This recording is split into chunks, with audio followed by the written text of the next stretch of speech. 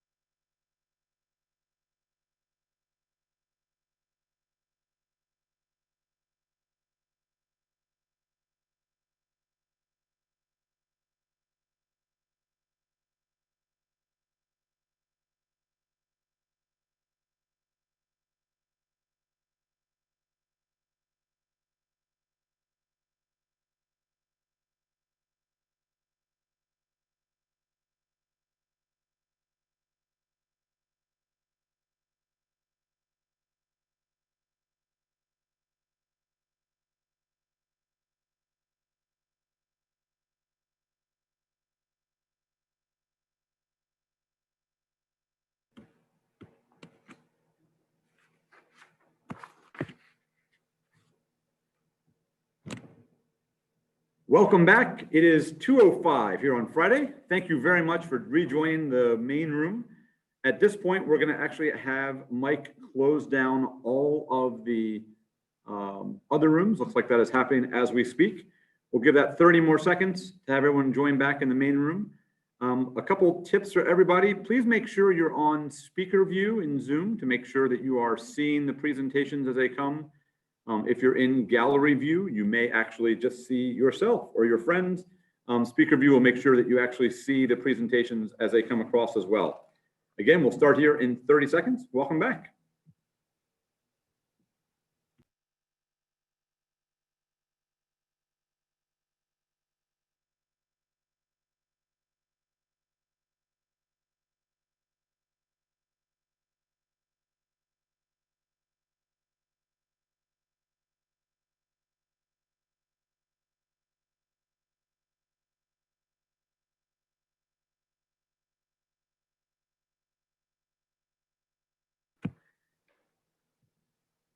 All right, the time has now come. You've put in 2 days or 3 days or 4 days of work.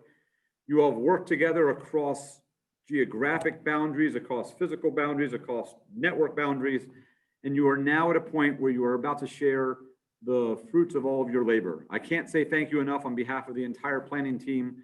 Welcome back to Virginia Datathon 2020. This is where everything comes together, all the hard work over the last couple of days. And I couldn't be more proud of all the teams. It's been an honor to be with you all over the last couple of days, working individually with each of you all, jumping in and out of team rooms, trying to work through things, ideating with some of you all, having great informal chats as well. And so again, thank you again for everything you all have done. It's been just an amazing thing, not just for yourselves and your teams, but also for the Commonwealth to have such an amazing collection of individuals really focused on the Commonwealth and our citizens, especially in the times that we are in, is truly, I think, something to be appreciated. Again, my name is Alex D. With Clarion. I'm so excited to be here with you. We're going to actually go through the judging introductions here shortly. Then we'll move into each of the presentations. And then following that, just for everyone's awareness, while the judges deliberate in their own room, we are actually going to have a great Q&A with our Chief Data Officer, Carlos Rivero, and his staff. So they've been wonderful in offering that. So please think of questions for Carlos and team, and we'll be able to moderate that through the chat. Other than that, why don't we go ahead and get started with our judges' introductions. We are very, very fortunate, and I will tell you, I cannot think of some better individuals to be engaged in this. So kudos to the individuals that were working with this to get the judges that we have today. You all heard from Vida Williams yesterday, where she opened up with just some very poetic and pertinent information that I think resonated with all of us. Vida will be one of our judges. Again, she's the Chief Data Officer and Advanced Analytics Solutions Lead at Singlestone. She was also the VCU's Da Vinci's first ever innovator in residence. And she stays very involved in the community through her work at Code VA, Podium, and Virginia Union University's Center for Undergraduate Research. So thank you, Vida, for all of your time, both in the preparation for this and yesterday and today. Our second judge is David Durr. David is CEO of Forestry Machine Learning and is focused on delivering solutions with customers across industries. He has a vast entrepreneurial background, has done some amazing work, both in public sector, private sector, and his last company was actually acquired by Capital One, where he spent 2 years as director for machine learning. So David, thank you so much for your time. We're very fortunate to have you along as well as one of our judges. Finally, Chandra Briggman, President and CEO of Activation Capital. Many of you all in this area know Activation Capital, the leading innovation and economic development organization, providing social, knowledge, and financial capital to tech clusters across the Commonwealth of Virginia. Before that, Chandra was actually the director of Venture Cafe up in Cambridge, Massachusetts, where she oversaw many of their strategy and operations as well. So huge welcome to Chandra as well. And a big thank you to all of our judges, Vida, David, and Chandra, for their participation today. All right, that's out of the way. So let's get to where we are right now. We're going to start the presentations. The judges have all the information they need. what I'll be doing is introducing each of the quick presentations. Judges will have about, again, 15 to 30 seconds between, so please make sure you're marking during the presentations as well. We'll also try to take a couple breaks throughout to give everyone a breather, and then we're going to go from there. Any questions before we begin?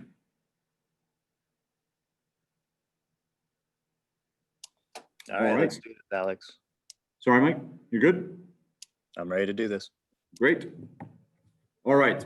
Well, first off, we're going to go in chronological order. We are recording live, so I will say that just in full transparency, your presence is your permission for the recording and use of this video as well. So if you want to have your video on, please do so. If you don't want to have your video on as well, no worries either way. But we'll start with team number 1 from William & Mary. They are the William & Mary Tribe Analytics team. Mike, we'll go with team 1.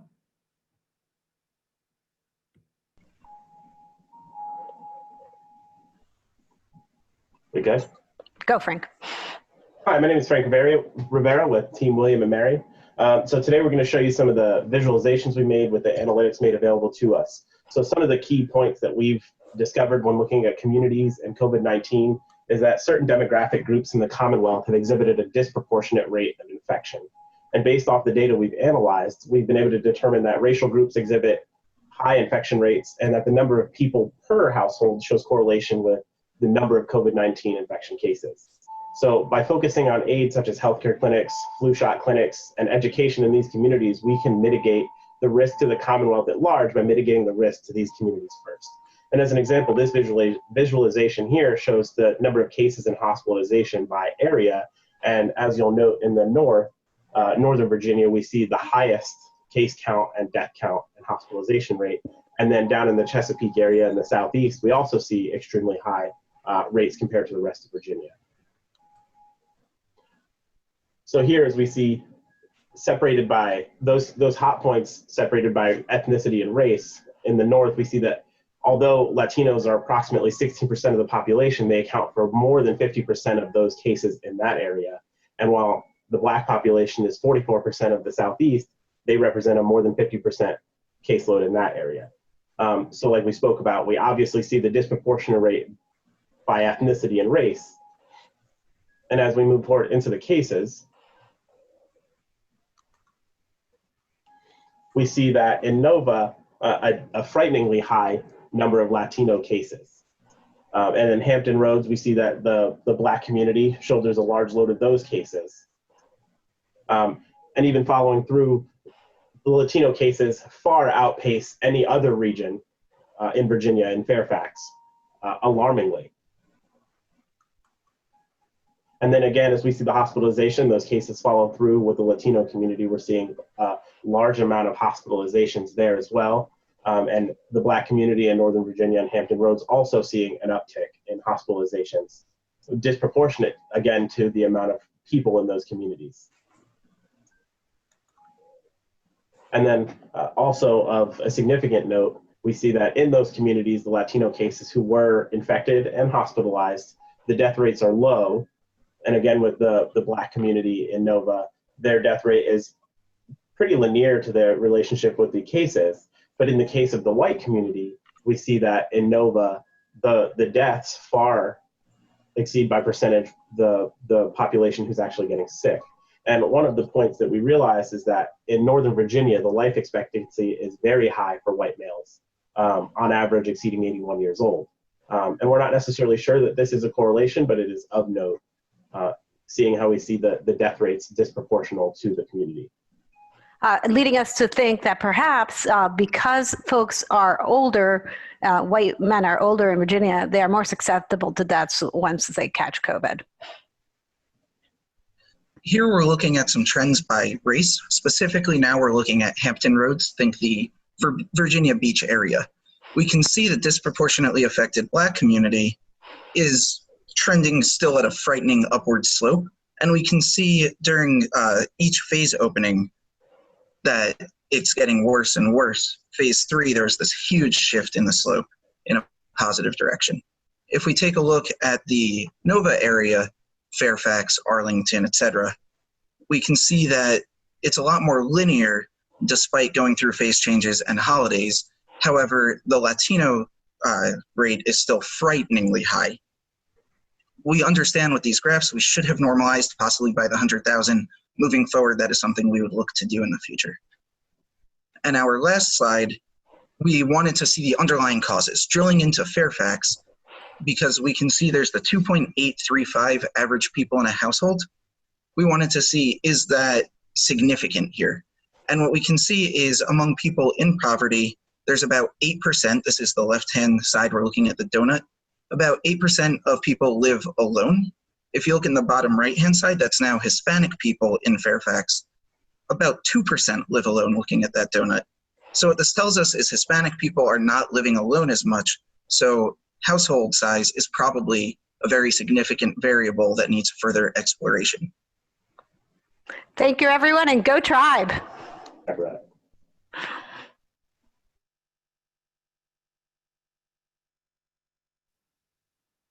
Thank you, team one. One down, 27 to go. All right, no, very good. Great first video to kick off with. We're gonna move right into our second video from Team VCU, the Sassy sequel will be our next video up.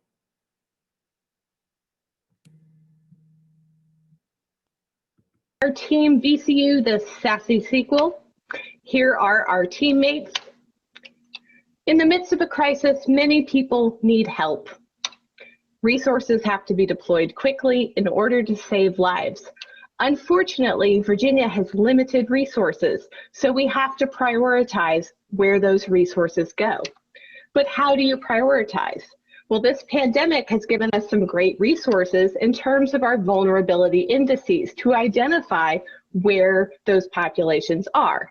But they're only available for current or past data. They're not available for the future. So how can we help here at the Datathon? Population projections are available through 2040. So the question was, can we predict these vulnerability indices and project them into the future? And then, can we use these vulnerability projections to help state leaders develop crisis relief plans, including resource deployment? To do this, we looked at 3 different vulnerability indices: the Social Vulnerability Index, the COVID-19 Community Vulnerability Index, and the Pandemic Vulnerability Index, or PVI. We'll focus on the PVI for this presentation. The PVI is made up of infection rate, population concentration, intervention measures, as well as health and environment measures. For our method, we use 4 predictors: population, percent minority, percent female, and percent over the age of 65 in order to predict our vulnerability indices. And from those equations that we developed, we applied those to our projections in the future to map out what our vulnerability indices would look like for the next 20 years. We then took those indices we developed and we built Tableau dashboards. So here you'll see the overall score for the PVI. You can also switch between the other indices that I mentioned to you, but we have it broken out by year. So if we hit play, you can actually see how it's going to change year over year. Red is bad in terms of more vulnerable populations. Green is good in terms of less vulnerable populations. If we stop it here at 2033, if an issue were to arise, we could see, oh, we could quickly get resources deployed along the I-95 corridor. However, we need to have more of a plan when it comes to Harrisonburg City and some of these other locations that may not be as accessible to us in terms of deploying resources. But an overall score isn't enough. So we actually broke it down by subscale as well. So all of those pieces I mentioned to you, we predicted those as well, mapped them out 20 years. So if I'm looking here at 2033 and I have an issue where I know I'm going to need a lot of hospital beds, I can quickly see that my big population centers have more hospital beds, but everything in red is where I have to deploy more hospital beds, whether that's mobile hospitals, nurses, all the support staff that goes with it. It's a big enterprise to get moving, but I can be planning as a leader if something were to happen in 2033 where I needed those hospital beds. Now, I mentioned our model. Unfortunately, our model is just developing a prototype. We don't have enough information to do these projections the way we need. We need additional factors. These 4 that we chose simply because that's what was available in our projections. We need additional pieces: socioeconomic status, social welfare, economic factors. If we can model those out in projections for the next 20 years, we can really hone our vulnerability indices and make them that much better and more accessible for our leaders to plan for the next 20 years and for whatever crisis is going to come forward next. COVID-19 was a wake-up call. We weren't ready, but we can be. With the right combination of predictive analytics and projections, we can prepare rather than react. Let's take what we've learned and give our Virginia leaders the tools to save lives. Will you join us?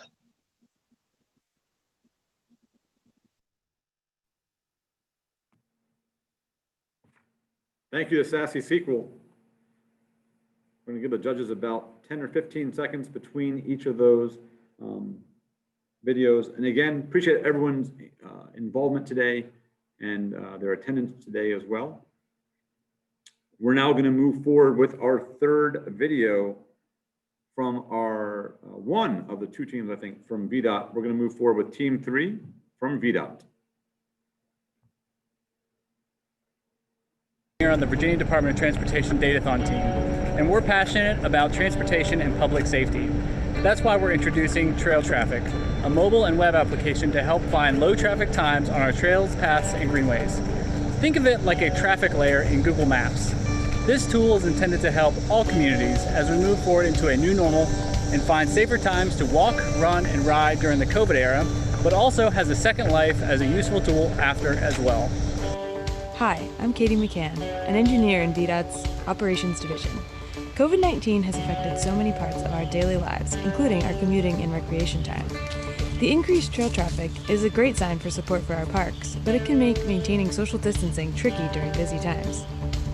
Just like on the road, no one likes being stuck in a traffic jam. So we developed this solution to give trail users the opportunity to understand what the best times are to use trails, avoid the risk of COVID, while still getting in their recreation, exercise, and just taking care of their business through errands and things of that nature.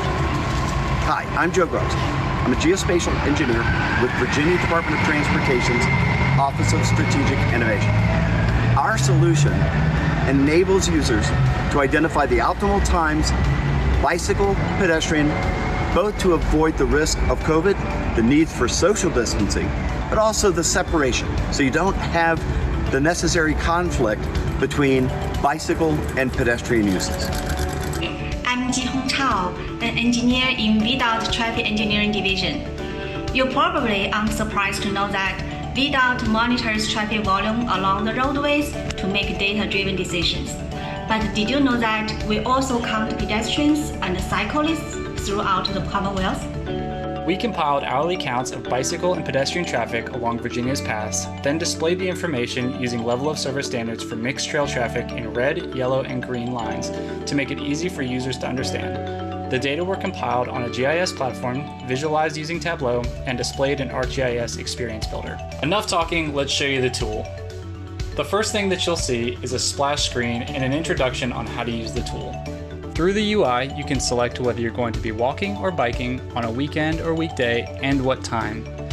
I'm going to select that I'm going to bike on a weekend, and at 11 o'clock you can see that the red part of the trail says maintaining social distancing may not be possible, the yellow part says wear your mask and maintain social distance, and then the green says get out on the trail. If I adjust the time slider to a different time, I can actually find when the majority or all of the trail is green, so I don't have to really think about which section I'm in. The same options are available through Android or iOS on a phone or tablet. Hi, I'm Lakshmi Ramagiri, a data architect from the IT division, and we build Trail Traffic, the only tool on the market to bring you information on pedestrian and bicycle traffic to help keep you and your family safe while enjoying the outdoors. Trail Traffic gives communities a tool to be safer while walking and biking. The app provides people information when it's best to get outside and promotes physical and mental health. We used public VDOT bike and pedestrian count data and a combination of readily available tools to produce an app for use on your smartphone, computer, or even at a public place such as a library. Thank you for the opportunity to help make a difference through the Datathon 2020.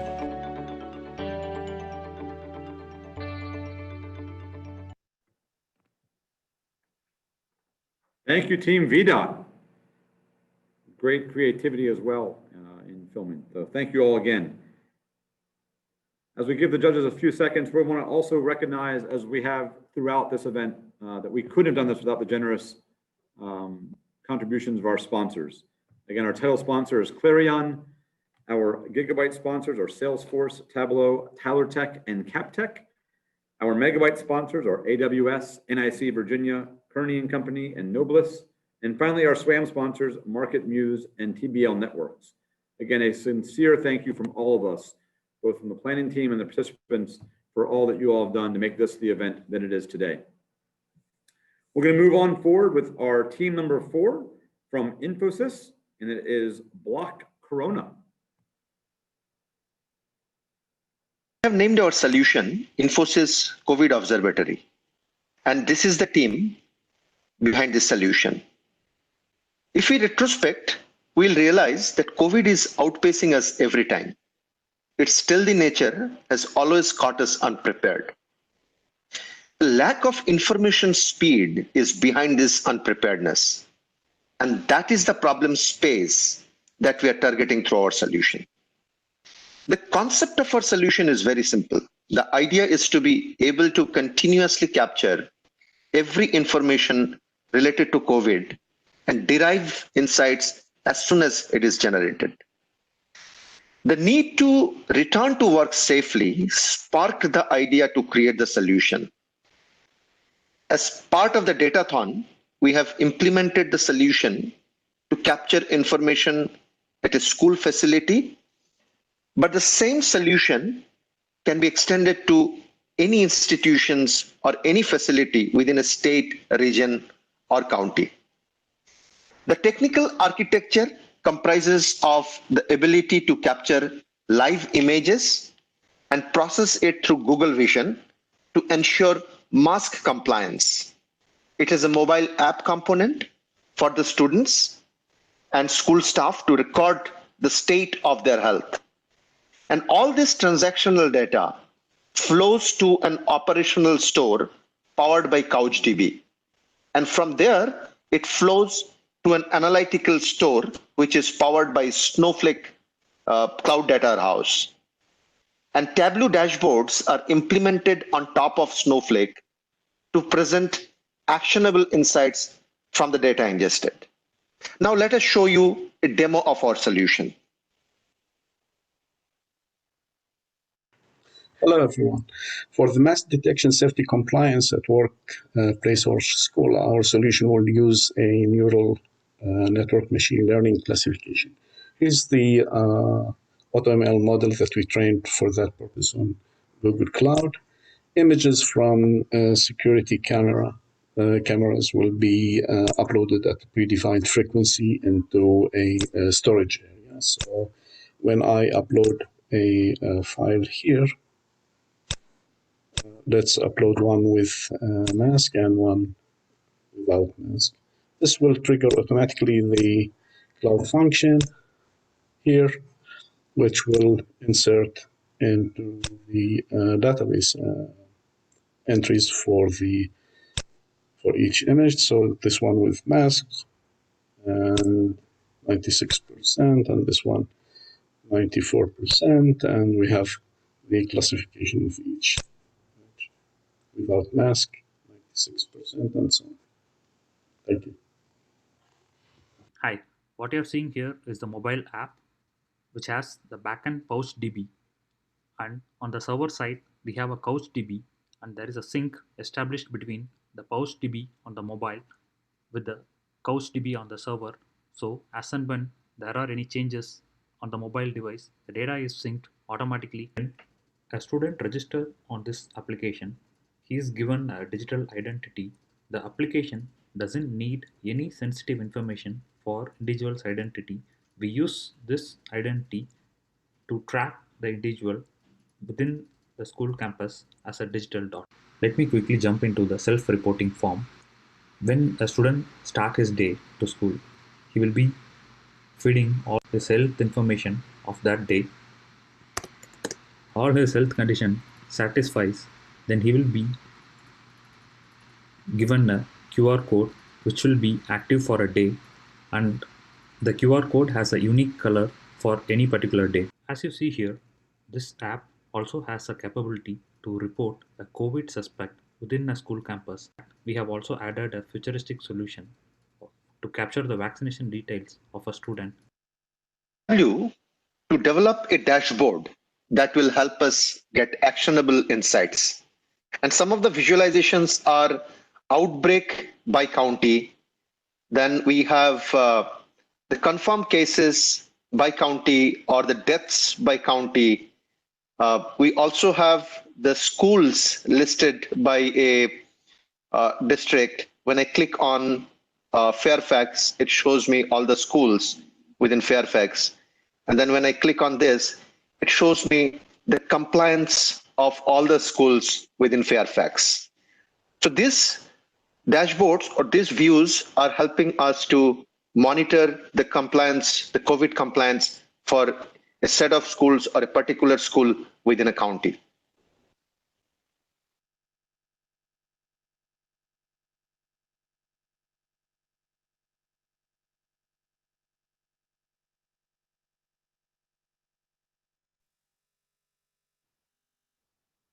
Thank you, Team Emphasis. That was again, team number 4. As the judges make a few marks on their sheet, I also wanted to mention the COVID-Wise app. We've run that a few times during our morning session. But just a reminder, Lauren will drop into the chat that the Commonwealth does offer a COVID-Wise app for your phone. And so very appropriately, again, coincidentally timed as well with our previous presentation as well. But thank you very much, Team Infosys. All right, team number 5 is up next, and that again is from VCU Capital One, and they are the COCO 20 AKI team. Again, team number 5. I'm going to time it while you go through it. Good afternoon, and thank you for joining us today. We are Alpha Kappa Invicta and COCO 2020, and today we want to take a closer look at the impact of COVID-19 on the healthcare industry in Virginia. These are our team members: Jasmine Demery, Bailey Rummel, Aaron Kilch, Asta Malhotra, and Annie George.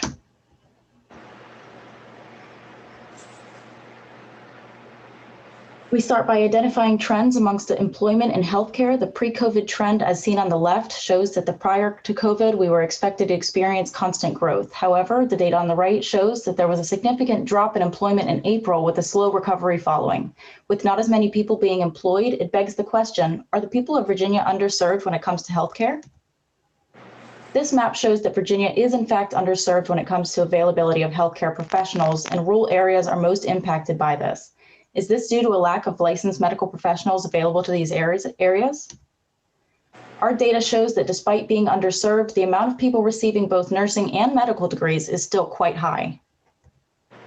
This chart suggests that we should have more than enough healthcare professionals to combat a shortage, which disproves our original hypothesis and suggests that the issue is not a lack of healthcare professionals, but instead is the misallocation of doctors and nurses in targeted areas.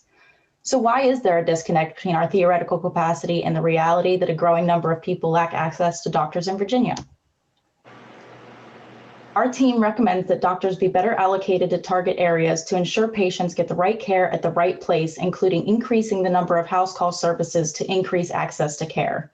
In terms of allocating doctors and nurses to targeted areas, Virginia could implement incentive programs as well as relieve restrictions to insurance use for house call services. This would ensure the underserved areas would be properly staffed, free up space in hospitals across Virginia, and aid in the quarantining of infected individuals to reduce risk to healthcare staff and at-risk patients. Though most telehealth services are restricted to individuals in rural areas, a lack of broadband access could prevent those individuals from utilizing the telehealth services. Therefore, the increase in broadband technology would decrease the amount of time healthcare professionals spend per patient. All in all, these are our conclusions. There is additional research to be conducted to prove our recommendations, which will be further conducted. Thank you. Have a great day.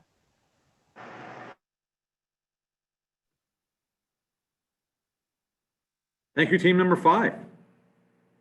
Again, just as we give the judges a few seconds, I just can't say thank you enough. We've seen 5 videos now. Each has taken a different approach, using the same data or similar data and just different applications of this. And this is exactly the goal of this datathon, is to bring folks together to really look at some challenges we're having across the Commonwealth, to bring the best in thought leadership and to come up with some ideas about how to address these items. So thank you all so far for the great videos. Looking forward to more to come. The next video is from team number 6, the flying phase. So again, thank you all, flying phase. Team number 6. A day in the life of how this solution is used. The COVID-19 Help Score. Health, economic, lives, and people. Flying Phase is a consultancy comprised of experts in financial services and credit risk, bringing innovative data science tools and technologies to upset conventional wisdom and solve the hard problems. Our team today consists of Adam Gratzky, Kevin Baccaro, Parker Baroche, and Joseph White. The whole world is learning all too well the risk factors and exacerbating factors that take COVID from potentially invisible to some to absolutely lethal to others. We have the tools to describe misery in our communities, but not all communities are made equal. Not every Virginian suffers through COVID in the same way. Some suffer from health factors that make COVID all but a death sentence, while some live in areas where social distancing is just not possible. Some don't have the luxury of simply working from home to ride it out like others. Our HELP Index leverages deep analysis of health, social, and economic data throughout the current COVID crisis to go beyond shallow metrics like age or income to bucket people into categories and call them at risk. Going beyond simple counts of cases or deaths, with this holistic view of health and economic impact, officials can review a heat map by neighborhood to see which communities are at risk and where a second wave of infections may cause the most health and economic suffering, so that resources and recovery efforts can be preemptively sent to those who need it most. We then visualize this in an interactive Tableau dashboard to give officials a visual representation of the data. So how does it work? We grabbed data for unemployment rate, COVID-19 hospitalizations and deaths, social vulnerability metrics, and demographic data. This was normalized across counties to highlight the relative impact of each score by census-tracked area. The granularity and insight of the Virginia Help Score tool empowers state and county leaders with the power to selectively deploy their finite resources in the places that will have the highest impact. As we've seen, resources are limited when it comes to helping communities respond, and thus must be allocated efficiently. From the perspective of a Department of Health official in Caroline County that has been issued a $100,000 grant for public health response, it's important to identify the most vulnerable communities and how to effectively aid them. Using the Help Score tool, we can actually identify the towns within Caroline County that are most heavily impacted by COVID. We can see that the county as a whole has not been heavily impacted, but Reedy Church, Virginia, has a much higher Help Score than the rest of the county. This allows the county executive for Caroline County to mobilize resources and send economic aid to neighborhoods within Reedy Church, that way maximizing the impact. Now, taking a step back, from the perspective of a state treasury official looking at the entire Commonwealth of Virginia, we need to understand where we can set COVID-19 aid to both support health and economic recovery. As a state treasury official, we can understand the varying degrees of risk for each county, both across health and economic dimensions. Clark County has been very limitedly affected on both dimensions, while Richmond City is suffering economically, and Portsmouth City suffering both economically and across risk and infection. This empowers the state official to preemptively design a response tailor-made to the needs of each county. such as deploying tests and radio ads for Portsmouth City and arranging extensions and preventing layoffs to soften the economic blow within Richmond City. Looking beyond, we've identified opportunities to continue growing the Help Score tool, specifically by adding behavioral metrics. This includes mass usage, frequency of air travel, and even curfew indicators, which would allow us to understand program effectiveness on reducing suffering in vulnerable communities. So what is this all for? They say that knowledge is power, but 2020 has left many of us feeling powerless. Tapping into the data and tools at our disposal to gain clarity and understanding of this crisis is impactful, but truly wielding that understanding as a light in the darkness can restore the power we need to protect our neighbors and persevere.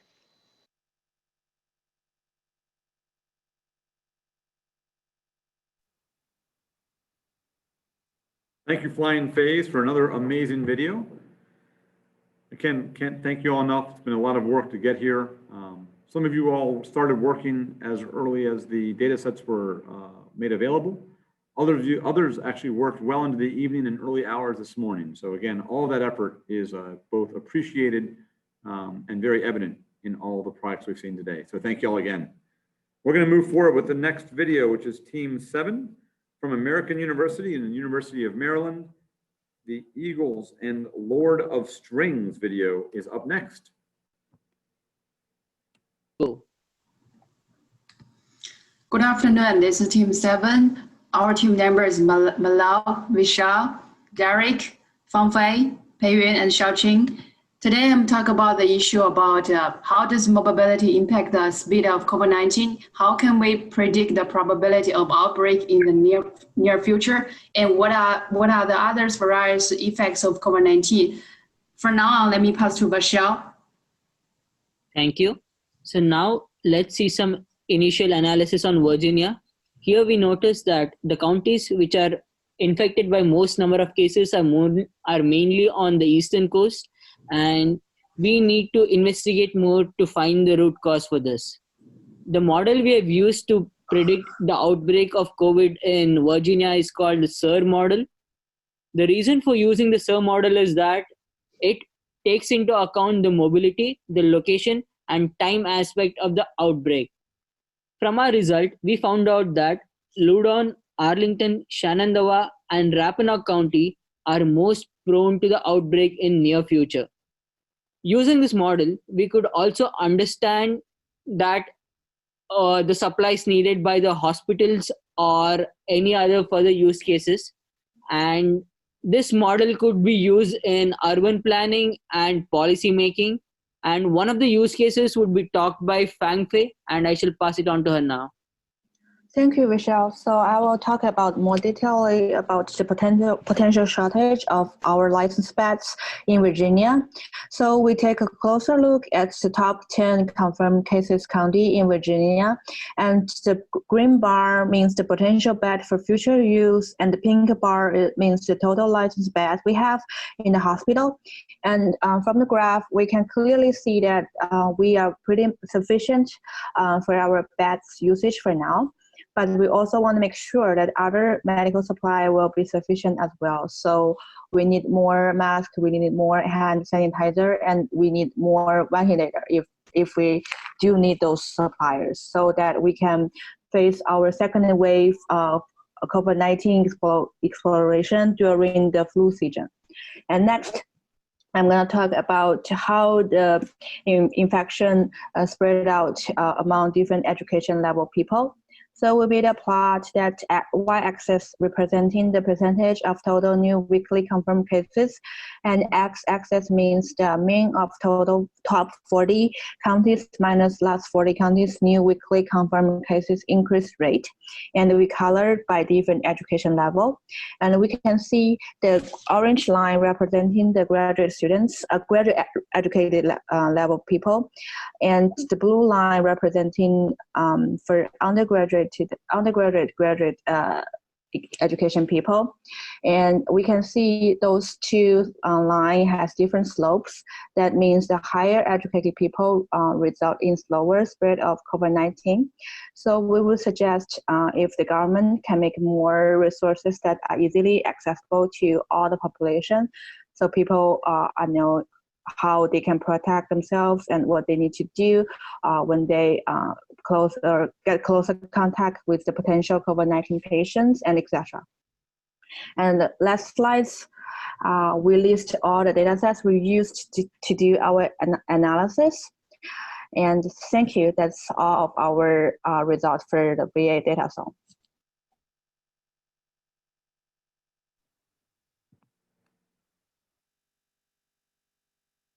Thank you, Eagle, Lord of Strings. All right, so we are now through our first 7. We're going to give the judges a few seconds to catch up, and I'm going to ask a quick trivia question. Please put the answers in the chat if you'd like. But if you were going to take the game of football that we all watch, it's all football season, and you were going to tell me the amount of time you actually watch that game of football. So let me explain this. So at a Super Bowl party, you'll go for 4 hours. And you'll watch the game of football and all the commercials. But on the clock, there's only 1 hour on the clock, right? 4 50-minute quarters. My question to you is, how much time do you actually spend watching the game of football? That is hike to dead ball. Not all the time in between, but in that 4 hours you spent within the Super Bowl or game of football that you're watching on TV, how much time is actually spent playing that game? Tom Allison has 40 minutes. That's good. Love Lauren's response of 0 as well.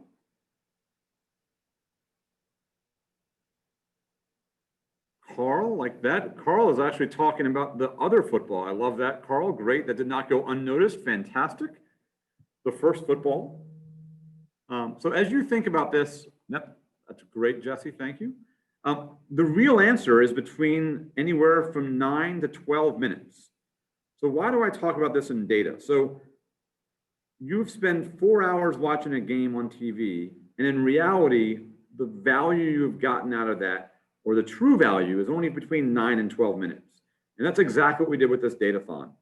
The amount of work that you all poured into this last 2 days is equivalent to much more work as you look at it in the broader scheme. But you all made a significant impact in just 2 days.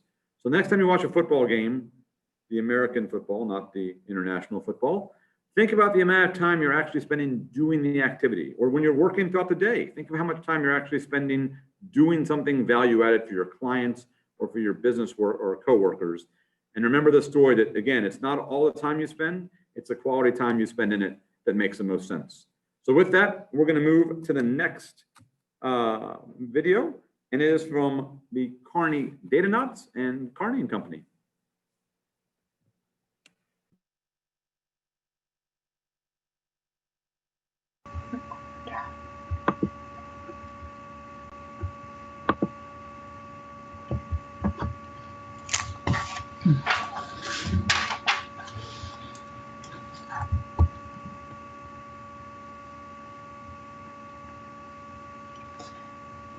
Good afternoon.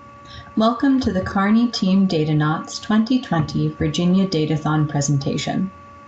For this Datathon, we were asked to look at how COVID-19 has affected our communities using publicly available datasets and tools. Our team's objective was to determine the impact of COVID-19 on education so we can identify next steps to help our schools and the students in our communities. We found that while there is up-to-date COVID tracking data, most of the data sets we wanted to compare to have a reporting lag and do not yet exist. Similarly, there isn't any historic COVID-19 data. It's new. So, we decided to look at data sets for unemployment, a major COVID-19 effect. Since there is unemployment data going back decades, this was a robust data set to which to compare SOL pass rates, which also go back decades.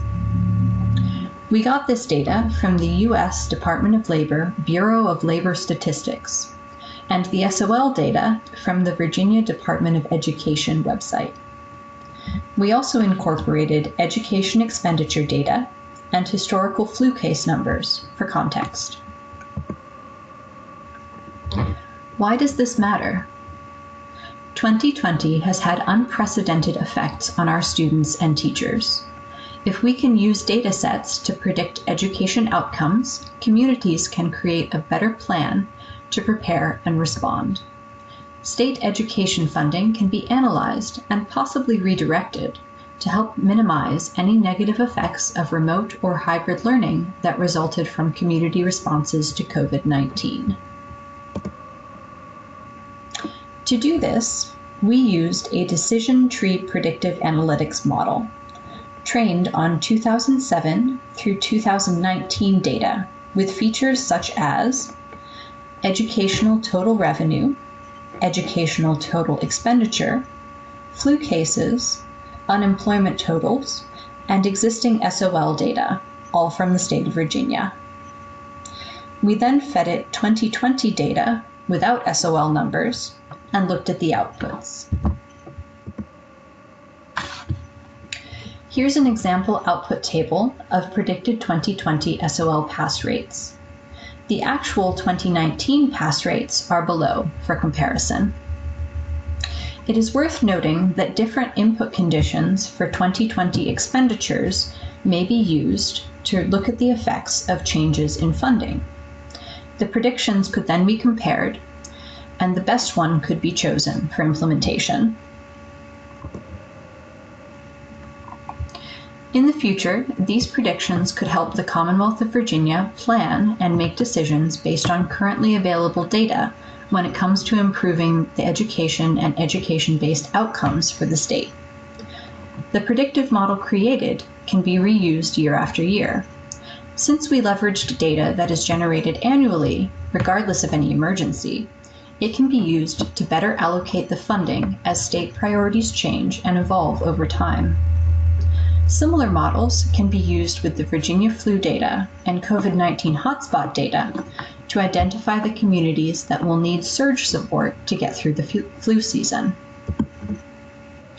In conclusion, predictive modeling can help Virginia communities be more proactive rather than reactive.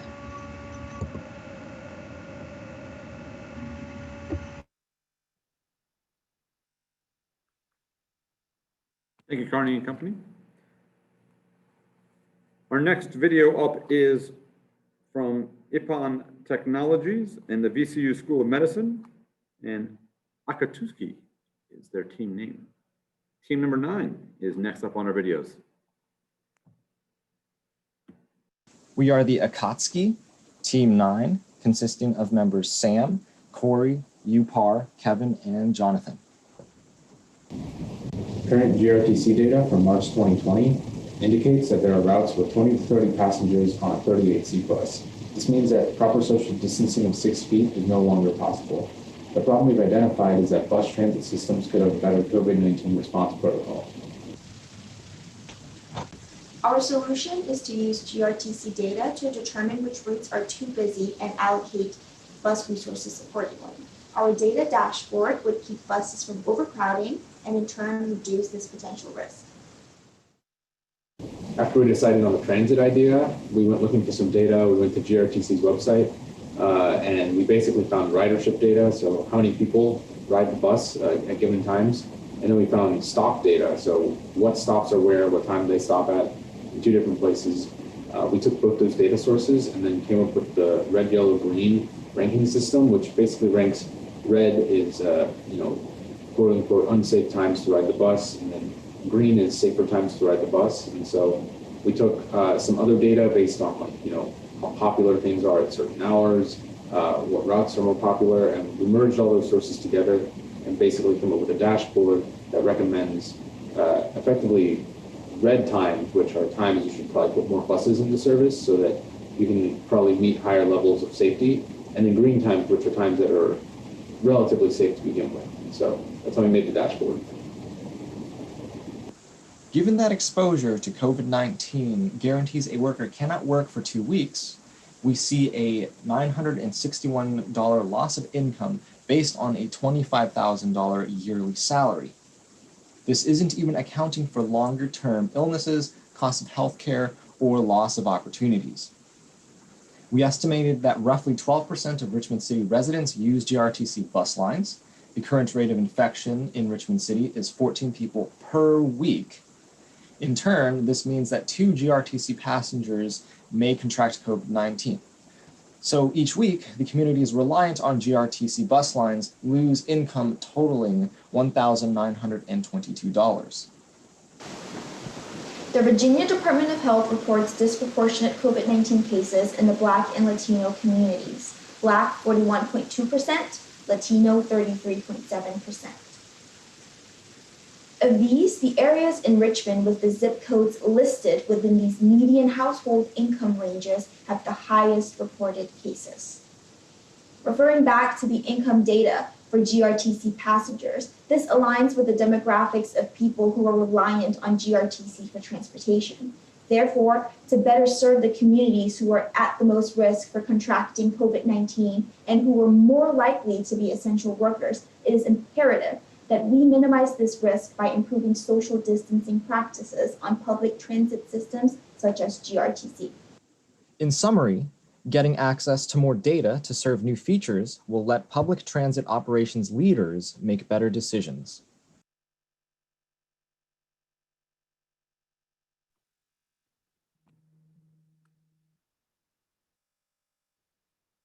Thank you, Team 9. All right, we're going to take a quick pause for our judges to catch up a bit. They have a lot of work in front of them, both physically and virtually as well. So thank you all to our judges. As they catch up a little bit, I'm going to share that judges, just for awareness, Team 10, and I apologize to ODU and the PRA group, Team Catalyst, we do not have a video from. So judges, please make sure you recognize that we've reached out a few times with Team 10. We do not have a video from.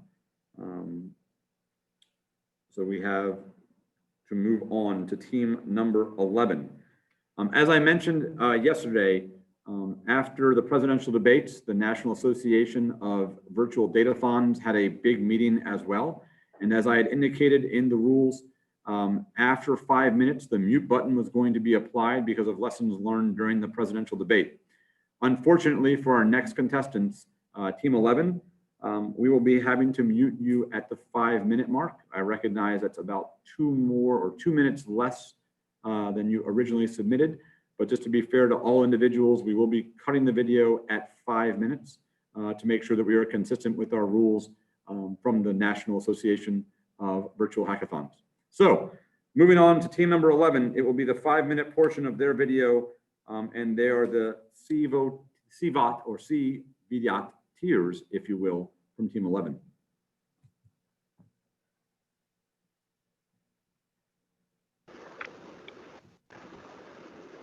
Are you starting this? I hit record. Are you going to start talking, though, is the question? Yeah. Did you put her slides first? Yes. Okay, yeah.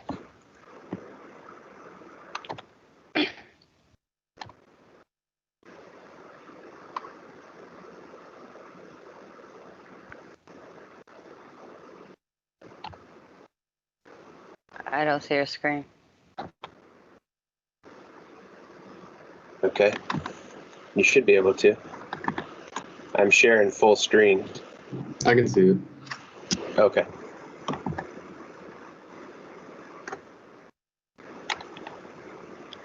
Okay. All right, well, somebody just start. Give it a couple seconds and then start. How do I hide this? Okay. Okay. Good afternoon. We're here, the COVID tiers, here to present to you the communities and COVID-19. My name is Sabrina Mershahi, and we have a few other team members that participated, including Matt Smith, Dylan Howe, Christy Decker, Olga Jackson, and Tian Simmons. So we use a variety of different sources to put together a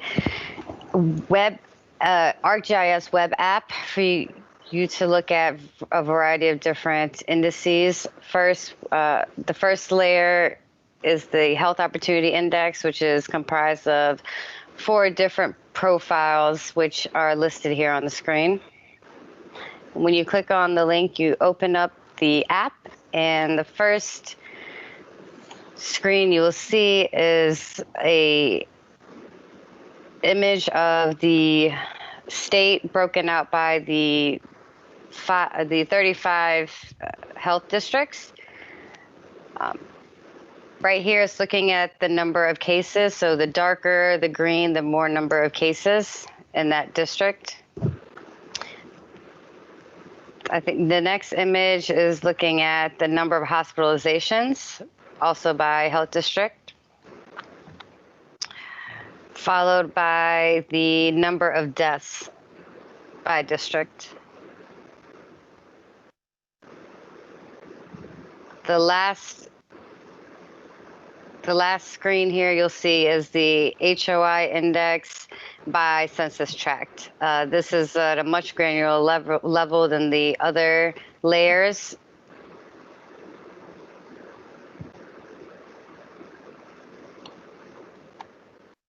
Next, we'll look at some of the analysis we did in Power BI. So we did a grouping by age group. So in the top side here, we have all-time count, and then in the bottom we have a daily new cases, and then we have the cases by age group for all cases, hospitalization, death, and then the rates down at the bottom out of cases. We made it interactive so that you could adjust the date, time frame, and the health district to get more specific data on that. We also did the same thing with race and ethnicity. What we were trying to do with these was build a way to pull out key insights and commonalities across the state. The goal was to actually pull all of this together and then map it at the same time to see what was popping out, whether it was something related to age or race that we didn't already know. We wanted to pull all of this together, but due to time we were not able to, because we wanted to be able to basically look at how the HOI index and some of the other income and healthcare risk might play into that as well. And Sabrina, if you want to, or Dylan, if you guys want to talk about some of the other things we were thinking about but weren't able to get to. So we were hoping to be able to, as Matt mentioned, be able to correlate some of the number of cases with the various profiles in the overall HOI index. However, we noticed in all of our data sets that the data was not collected down to the census tract level.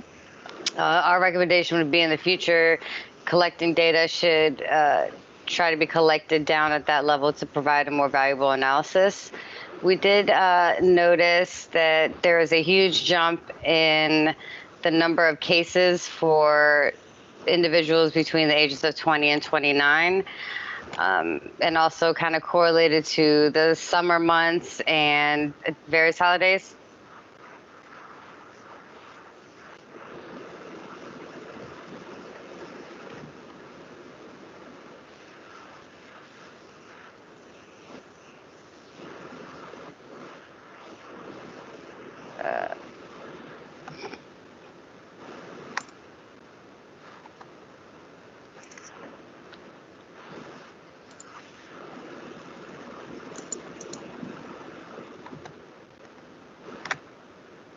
Sabrina, pick up where you were.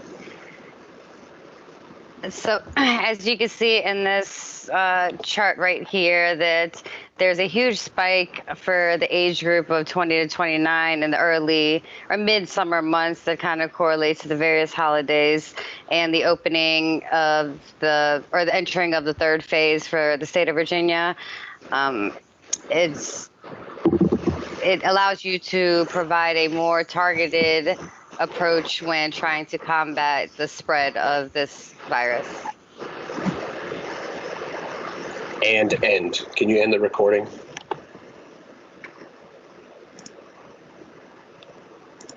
How do I end it? Got it.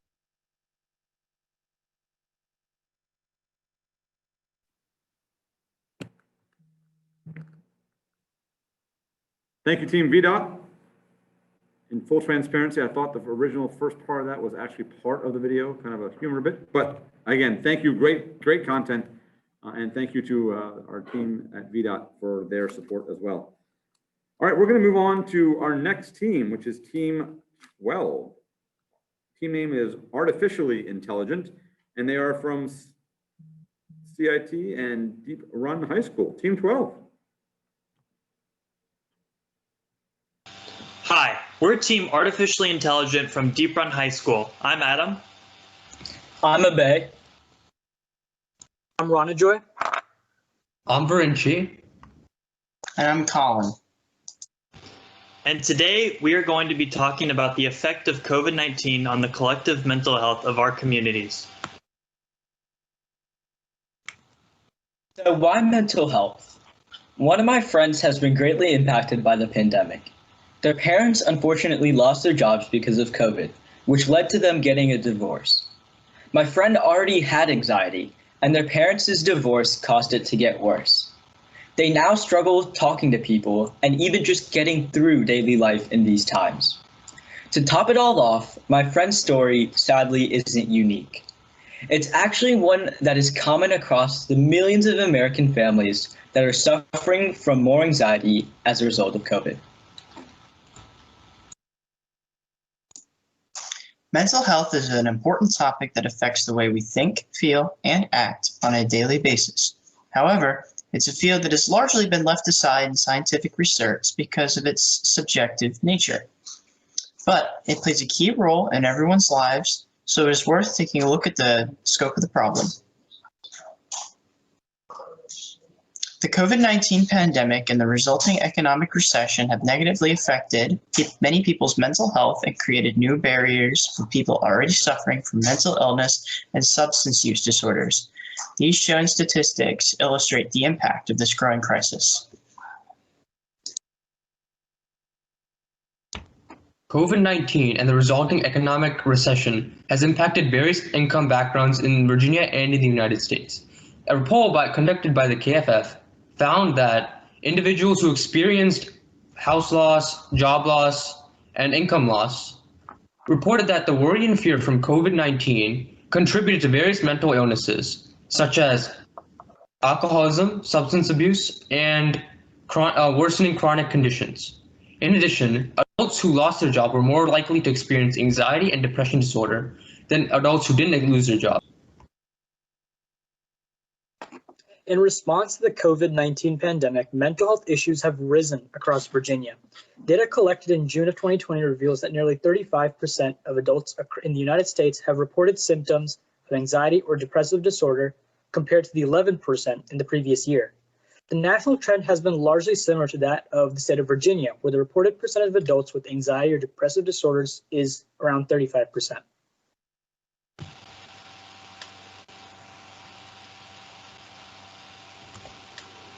On top of traditional statistical methods, we use sentiment analysis on tweets from within the Commonwealth.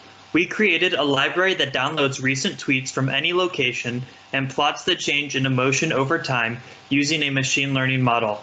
This gives us a raw basis for how people in the Commonwealth are feeling at a given time. We can use live sentiment tracking on Twitter to assess the mood of the public on a wider scale. This will give us insight into data that may not be collected through traditional survey methods. We believe this technology has a lot of promise in assessing the mood of a given population. COVID-19 and the resulting lockdown has caused increased anxiety and depressive symptoms. As you can see, there's a clear upwards trend, as the line of best fit has a positive slope. So, what can we do to solve or at least alleviate the growing problem of mental health in Virginia? Many people in Virginia who need mental health care or substance abuse treatment don't have access to the proper health professionals or facilities near them. As of June 2020, less than half of Virginians have had their mental health needs met. This represents a significant disparity between the number of individuals that need mental health care and the available resources in their region. To solve the issue of access, Virginia needs around 100 mental health practitioners across the state to remove health shortages. This map shows the health professional shortage areas across the state. The darker regions of the map indicate regions with greater priority or need for mental health professionals. One way we can address the problem of mental health shortages is by offering a greater number of scholarships and loan repayment programs for students and practitioners in the field of mental health. Thank you for watching our presentation.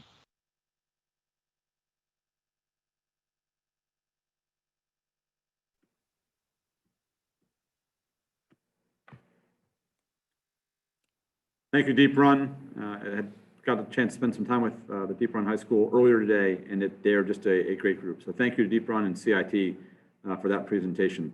We're going to take a quick pause as well and give the judges a few seconds to make sure they're catching up. So a quick question, everyone can get on chat and give their quick answer to this. This is very quick. So there are 5 frogs sitting on a lily pad. One decides to jump off. How many are left? Quickly, first answer wins. In chat. First answer wins. Cindy Wiley is the winner. So for our math teachers, if you have 5 frogs on a lily pad and one decides to jump off, the correct mathematical answer would be 4. But it's really not a math problem. It's more of a life problem. It's a decision, not an action. So don't be the frog that decides to do something and doesn't do it. So yes, at the end of the day, there are 5 frogs on a lily pad. One decides to jump off. There are still 5 frogs on that lily pad. So make sure that when you make a decision, you actually act as well. And that way you can be moving forward in whatever decision you make. Alex, get back to this stuff. I'm joking. All right, let's move on to our next set of videos. Again, we are now at the team 13 and team Noblesse and Noblesse Wranglers. Hi, I'm Tala. Hi, I'm Chinazo. Hi, I'm Hina. Hi, I'm Jen. Hi, I'm Catherine. Hi, I'm Cody. Hello, we're Team 13, the Noble Wranglers from Noblesse. And our hypothesis is that Virginia communities have diverse vulnerabilities for COVID-19 outcomes. And through data visualizations, the Commonwealth and communities can identify specific needs and tailor preparedness, response, and recovery actions to those needs. Our solution involved 3 steps. We create a demographic score for each county based on known risk factors. We identify highest risk counties for negative COVID-19 outcomes and use the scores to tailor preparedness, response, and recovery actions where they're needed most for the short and long-term futures. Our methods involved about 4 general steps, and our objective was to integrate numerous data sources about demographics such as gender, race, and age, socioeconomic factors like poverty, and health-related factors like underlying health risks such as cardiovascular disease to create our demographic score. So the illustration at the bottom shows our workflow, and at the top, we showed that we collected data. In fact, we reduced about 107 data resources from the Virginia Open Data Portal, primarily CDC, Virginia Department of Health, and U.S. Census data. Then we cleaned, transformed, visualized, and analyzed that data using tools shown here. And we generated recommendations about activities intended to mitigate risks using scientific studies and current guidance from CDC and the National Governors Association. Virginia Department of Health created an index comprised of over 30 variables related to community health. They call it the Virginia Health Opportunity Index. In order for us to make a scalable tool that allows us to investigate and mitigate future impacts of this or other viruses for all the communities across the Commonwealth, we combined several additional factors with the Health Out Index. These include previous COVID-19 impacts, because history is an important factor, locality demographics, accessibility to internet and insurance, poverty rates, university college presence, and more. Our goal is to provide a mechanism to investigate not just based on counts, but on community impacts instead. Because of time constraints, I'm only going to show you a very brief example, and then we'll go into some of the additional findings that this scorecard has led us into.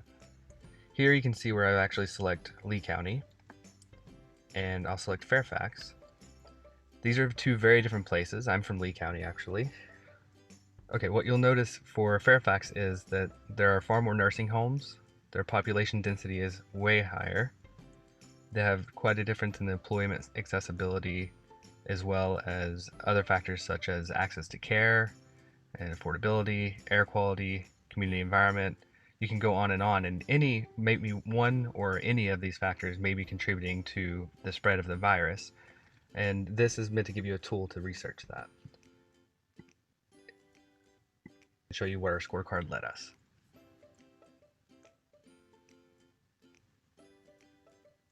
Catherine, back to you.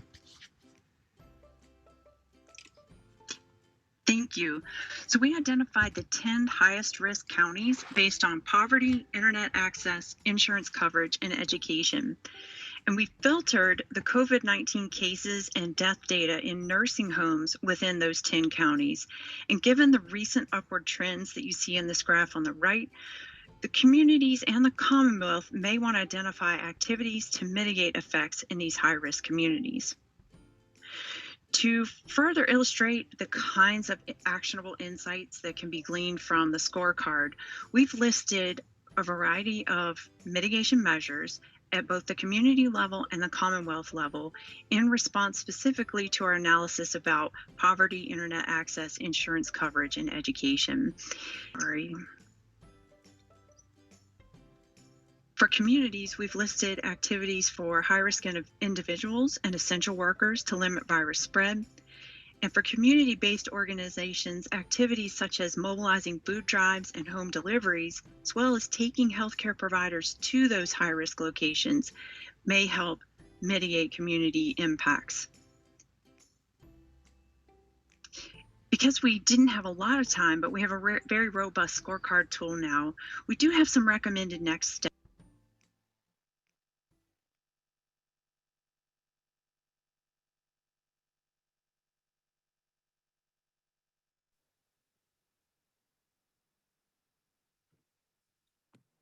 Thank you, Team Nobilis. Part of the amazing challenge in this new virtual world is that 27 videos or 28 videos come in, and we don't have the full ability, as mentioned earlier, to review, edit, or check. So we will run the videos as they come in. Moving up to, before we move on to number 14, I do want to mention one quick suggestion for everyone. As everyone knows, this is an election year. And again, I'm not going to ever bring politics into this, but every election year and every year, more than half of eligible voters choose not to vote. So Lauren's going to post some information in the chat, but if you are eligible to vote, please make sure you vote.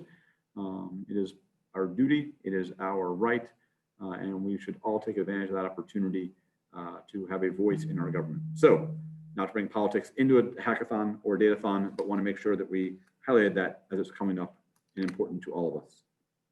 Let's move on to Team 14, the Chevys from the State Council of Higher Education.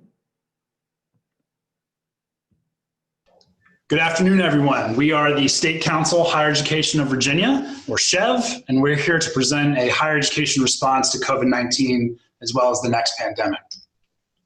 So we are the Chevys. My name is Tom Allison. My colleagues Felix Sam, Amy Wigington, and Yan Zhang are joining me.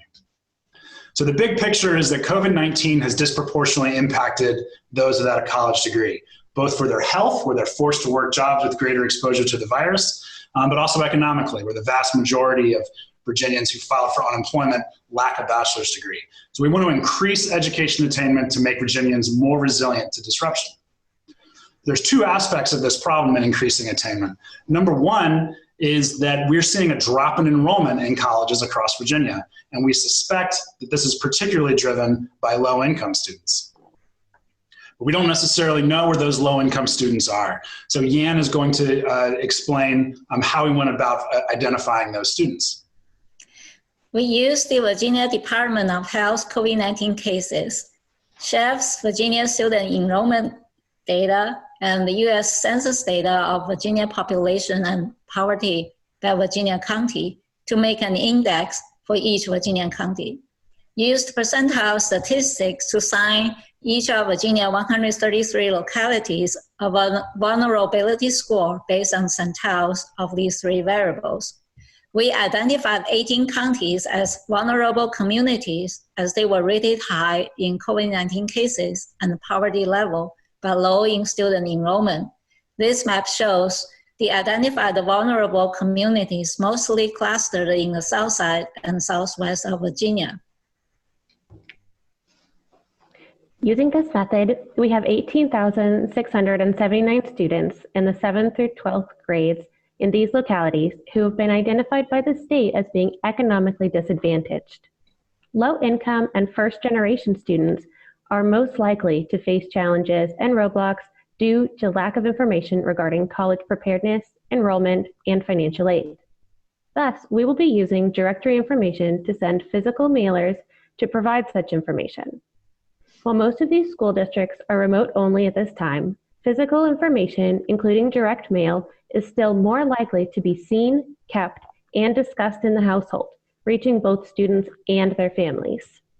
This initiative will be completed through partnerships with college access and community organizations for support and implementation to include national, state, and locally specific opportunities.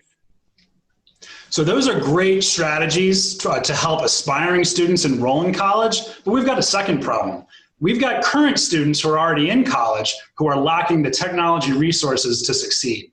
In fact, 1 in 5 Virginia students lack the resources to succeed in remote education by either lacking broadband connections or a computer. And we know that low-income students and students of color are more likely to lack these resources. So Felix is going to go over how we're going to address this problem. So our solution for the second problem was to recommend a $500 technology stipend, which we will model after Virginia's financial aid system. How the stipend will work is institutions will receive a lump sum amount and will deliver those awards through their bookstores. Using financial aid data from our Chev research website, we identified over 60,000 low-income students who will benefit from this stipend. The stipend will come at a cost of about $30 million, and we're looking at partnerships with tech companies such as Apple and Microsoft to get wholesale discounts on equipment or matching funds to move this program forward. So altogether, looking at this budget, both for the awareness campaign and the technology stipend, we're talking about $16.5 million from the state general fund and $15.5 million from private sources for a total of $32 million. But frankly, that's a small price to pay for the students who we're trying to help. And last night, we held our first meeting with the Student Advisory Council, and they're excited to partner with both the state and the private sector to get this done. So thank you very much.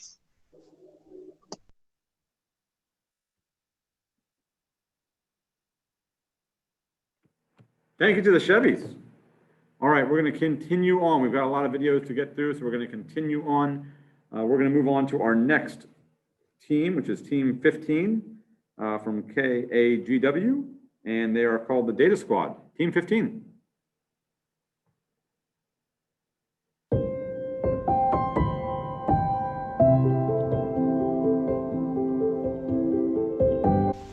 The coronavirus pandemic has been chaotic for countries all over the world.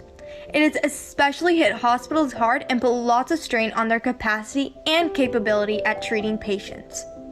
Some counties in Virginia have extra hospital beds, while a few other counties have high utilization. Instead of having patients go to hospitals that are crowded, the utilization information can be available at their fingertips. They can make informed decisions to go to the hospitals in a nearby county. This makes us wonder, how can we better this situation if it were ever to come up in the future? Let us take you to the next view. Here you can see the age group graph, and the highest number of active cases, as you can see, is between ages 30 through 39. In this group, there are around 2,600 total active cases and has around 200,000 in deaths. According to the earlier predictions, elderly men and women were more susceptible to COVID, but what we see here is that the middle-aged group is more affected by this disease. Moving on to the next graph, this graph showcases all the cases in the assisted living community. You can see here that the nursing home has more than 4,000 active COVID cases and is the highest out of all the other assisted living groups. Multicare has around 3,000 active cases, which is the least among all the groups. As you can see on the hospital bed utilization graph, bed occupations in Virginia hospitals have skyrocketed and almost doubled from April to May.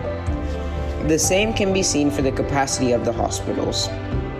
This shows that the hospitals are under constant stress in terms of patient space and equipment usage. Also, there's a major inverse relationship that can be seen in the terms of bed occupations and PPE supply. As the patient number skyrocketed, the PPE supplies dropped almost to zero. This did not help the overall situation of the already crowded hospitals. Now they were also low on PPE, meaning the spread of the virus would increase and even more cases would occur. So it's very important that people have instant updates on vacancy and PPE supply for their surrounding hospitals so that they're able to get quick and safe treatment from their hospitals.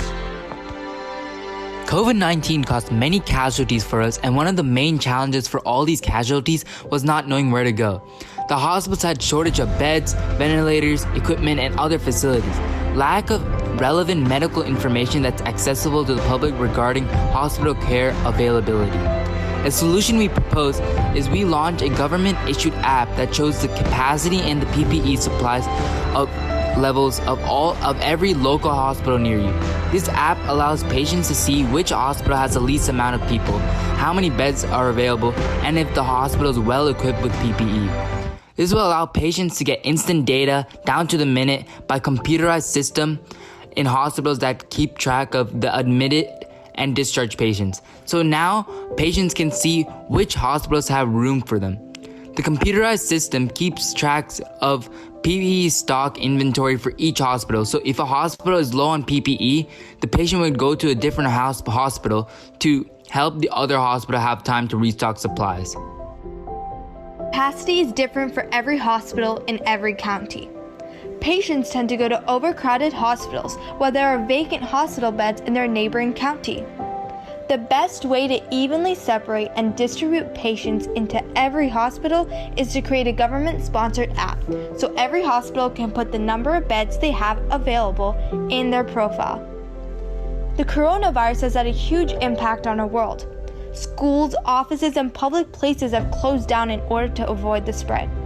If our attempts to avoid a catastrophe like this in the future don't work out, we can always use this app to choose the right path.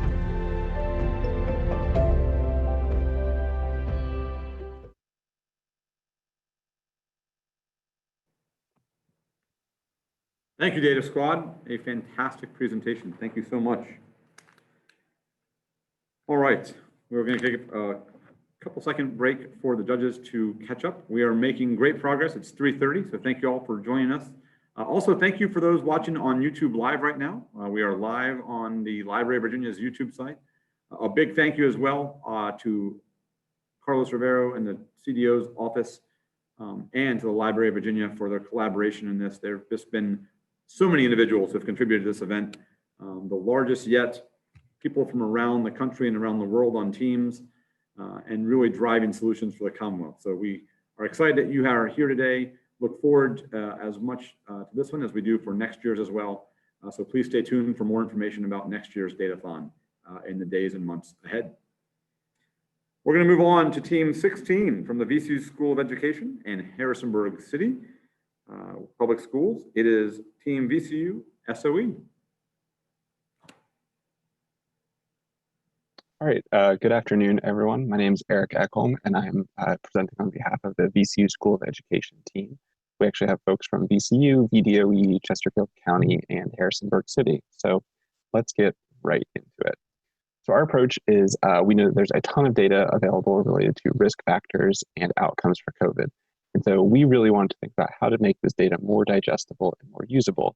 So what we did is we wanted to see if there were distinct profiles of localities in Virginia that demonstrated similarities across different measures of risk.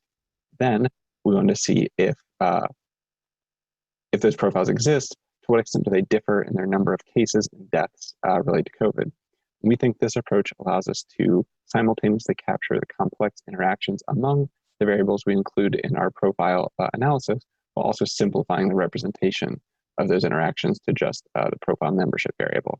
It also allows us to recommend place-based interventions rather than variable-based interventions, which we think is really important for actually getting them implemented. So the data we used was from the Health Opportunity Index, the Social Vulnerability Index, the QWI, population estimates from the Census Bureau, and the cumulative COVID cases and deaths from VDH. So the first step was to estimate the number of profiles. So we used latent profile analysis, which attempts to find hidden groups of observations, in this case localities, within the full sample of data. And after fitting our model, our statistics suggested that 4 profiles fit our data best. So that's what we moved forward with, and that's what you see here. So you see for each variable that we use to determine profile membership, you see the score, the average score within that profile on that variable as represented by these bar charts. You also see the red lines indicate the grand mean score on that variable. So you can see how each profile scores relative to the total mean, and you can also compare across bars to compare scores between profiles. So next, after estimating this, we can also look at these on the map. I think the key takeaway here is that although there's some similarities in geography, geography is clearly not the defining factor, right? You see kind of profile membership all over the place kind of for all of them, which really indicates that there are similarities that we might not otherwise think of. So after we fit the profile models, we want to see if they were differently predictive of the number of COVID cases and deaths in the locality. So to do that, we ran a regression model where we first scaled cases and deaths relative to the total population of the locality. And we also included population density as a covariate in this model, right? Because we know being close to other people is a key factor for transmitting COVID. And so, in short, we did find some differences in terms of number of cases. We found that groups 3 and groups 1 were at risk for kind of more COVID cases per person than the other profiles. And in terms of deaths, we found that group 3 was at considerably higher risk for more deaths relative to the other groups. And so when we kind of revisit that previous map, here's how that shakes out. We see profile 1, which again was just higher risk for cases, are these kind of geographically smaller but not necessarily less populated places scattered throughout the state. And for profile 3, again, increased risk of cases and deaths per person are these blue localities. And again, we see spread out across the state with some clustering in south, southwest, but we also see like Portsmouth, we see Page County, we see Accomack, places that you wouldn't kind of at first blush think are similar, but do kind of show similar patterns and as predictive results here. So key takeaways here, we found there are 4 distinct profiles of localities when we used health, social vulnerability, and employment data to try to group them. We found that those profiles were differentially associated with COVID cases and deaths after controlling for population density, with profiles 1 and 3 being kind of the most vulnerable there. The results of this analysis suggest that there are geographical areas that are right for targeted intervention above and beyond what we're currently doing. And if we were to move forward with this, the next step would be to work with people who know more about disease than we do to develop interventions that are most useful for those folks. So thank you all. We're out of time. I really appreciate it, and take care.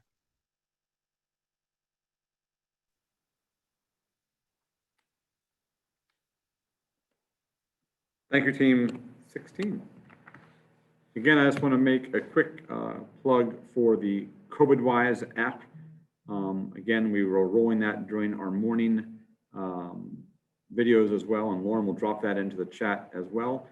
But again, it's a way, without sharing any personal data, to help the Commonwealth in its fight against COVID. So please take a look for more information on COVIDwise. There's more information in the chat as we type. Moving on to Team 17, Data Illuminate, DePaul and Vida coming together for a great acronym of the word COVID, Commonwealth of Virginia Informatics Divine. Team 17.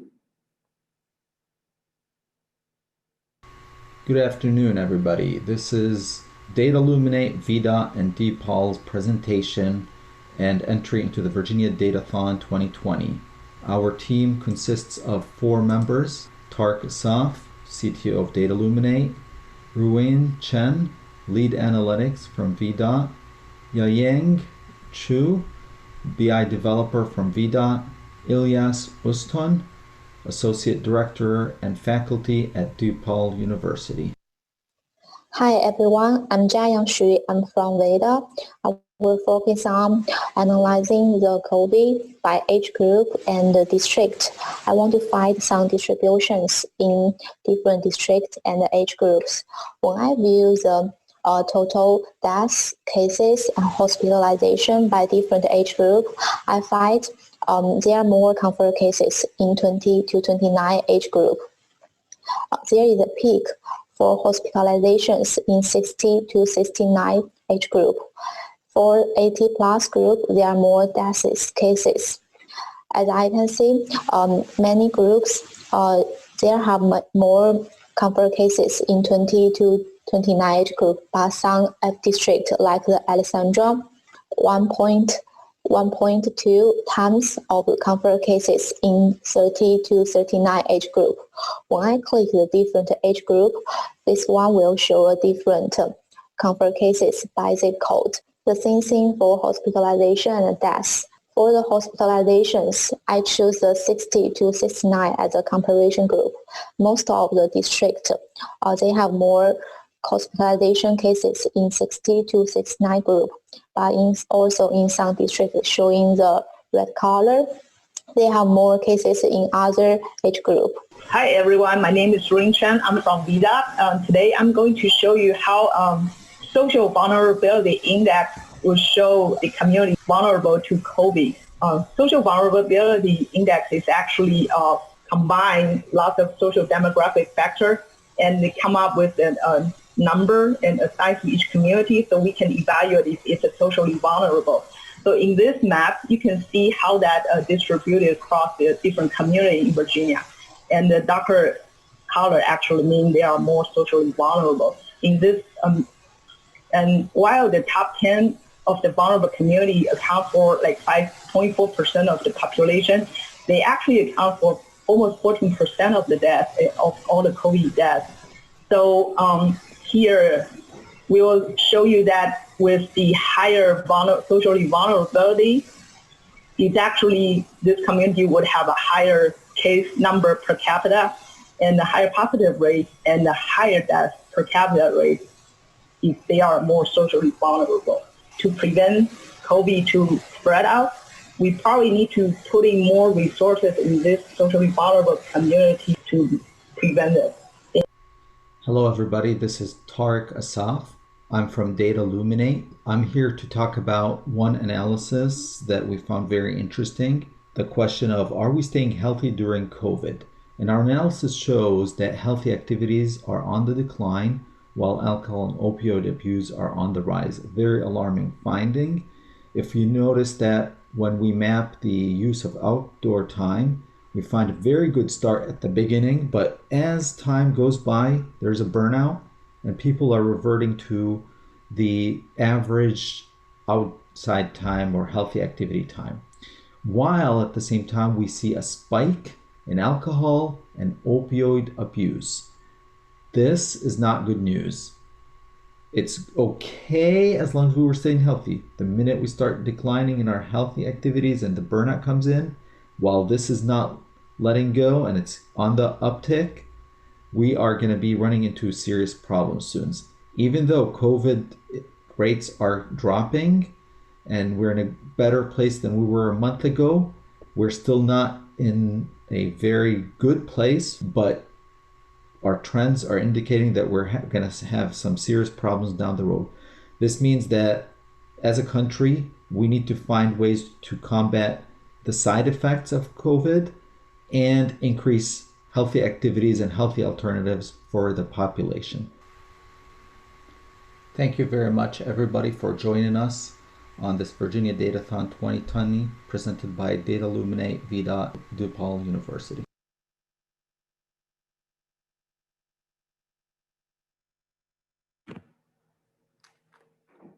Great presentation, Team 17. Thank you again for that great video. All right, so we are in, so Sorry, Colin. Okay, we are in the middle of our videos. A quick poll for those that want to share on the chat. If you've been involved in more than just this Datathon in the Commonwealth, so we've had them since 2014. If this is your first, don't worry about it. But if this is your second or third or fourth, why don't you share that in the chat right now? Curious how many people have been back to back. I know we saw a lot of familiar faces this year. Seen some second and third years as well. So that is fantastic. And a great segue to how do we get engaged in our next Datathon. We're not even done with this Datathon, and planning is already underway for the next Datathon. Don't tell Lauren, but we are already planning for Datathon 2021. So if you want to be engaged in Datathon 2021 or have friends that you think should be engaged, that you think you can beat as well, we have a great email list for you to stay engaged with. So Lauren is going to drop that in. You can go to that link and sign up for the email list, and we will keep you informed as we get ready for Datathon 2021. Moving forward, we are now to Team 18 and Market Muse. Again, just for full transparency, and I really appreciate Market Muse's efforts. The video is 10 minutes long, and therefore we'll be stopping the video at 5 minutes. Just want to be very transparent with all as well. Market Muse, you're up. Hello, this is the presentation of Market Muse. We are a company that on a high level helps customers or organizations to write comprehensively about any topic. On a high level, we deal every day with natural language processing, natural language understanding, and natural language generation. And today we would like to present the idea that we want to call the 360-degree information analysis on COVID-19. And we will explain that in detail in a bit. Before that, I'd like to introduce the team. Here I would give the word to Ahmed. Hello, my name is Ahmed Dawood, and I'm a machine learning research engineer at Market Muse. We mainly focus on using the state-of-the-art in language models and NLP and other NLP and NLG methods to better serve our customers, create better content. Hey everyone, my name is Shashwat, and I'm also a research engineer working on basically intersection of state-of-the-art research and NLP in tasks like text classification and generation and other tasks, and deploying them to production basically. So yeah. Great, thank you. Yes, and I'm Uli. I'm the lead research engineer at Market Muse, and I work on a daily basis with Ahmed and Shash. Now, because we built a few apps and we weren't able to get them online, I will basically take care of the rest of this presentation. Yeah.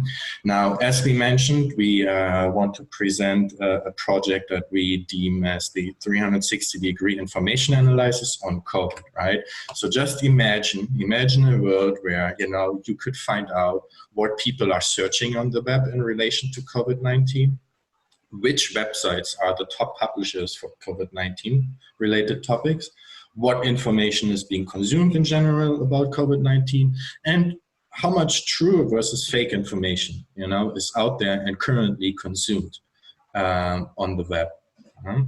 And if you could find those things out, then as a government entity, you could publish relevant information that people are currently searching for.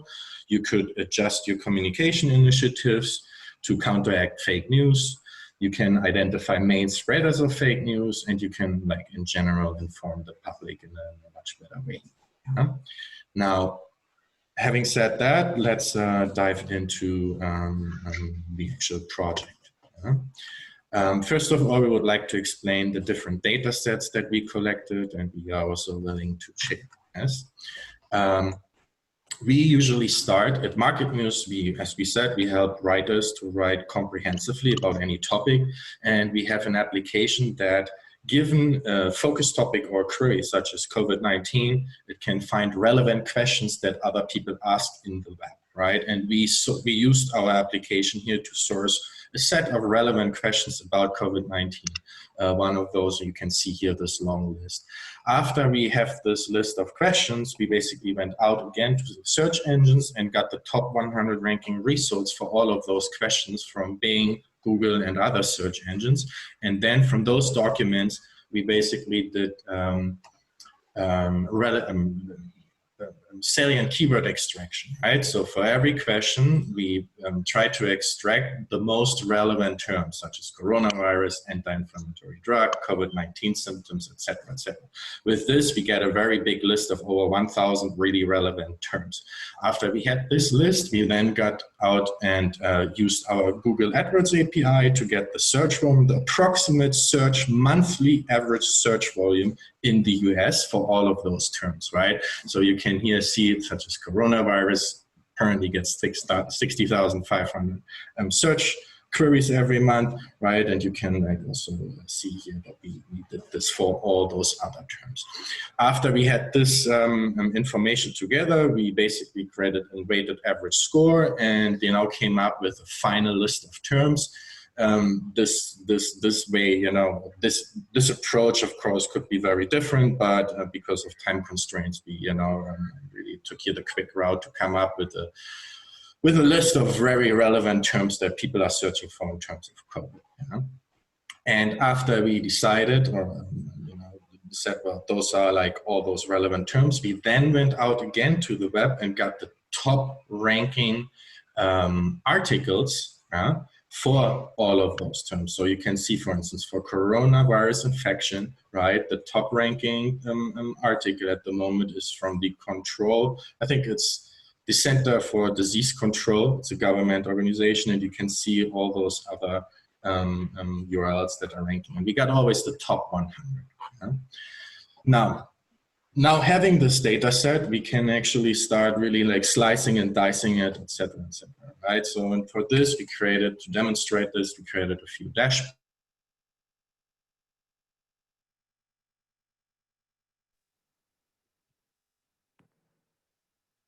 Thank you, Team Market Muse and team number 18.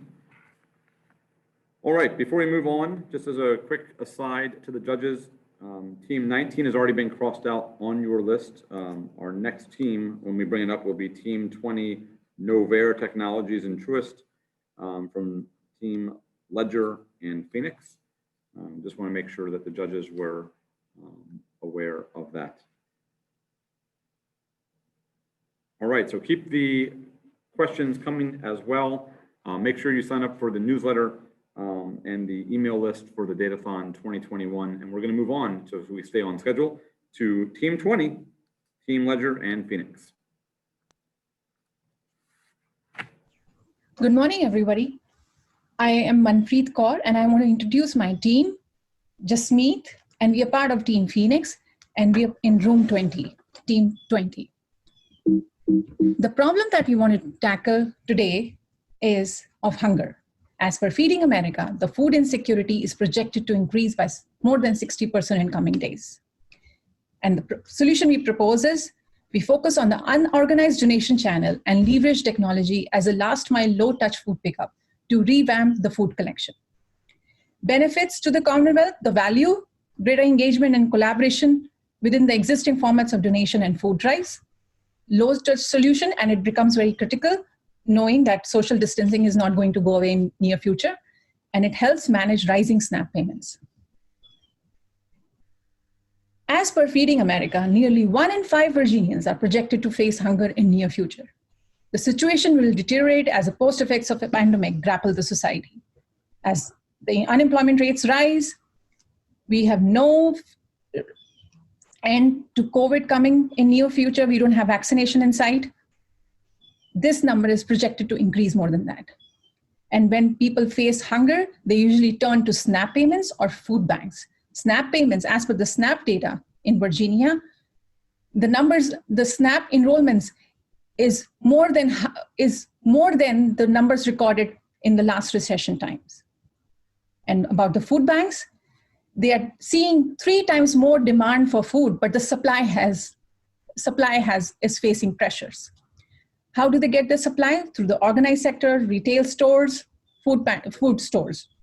or farms. And about the unorganized sector is composed of individual public donations, children organized food drives, food pantry.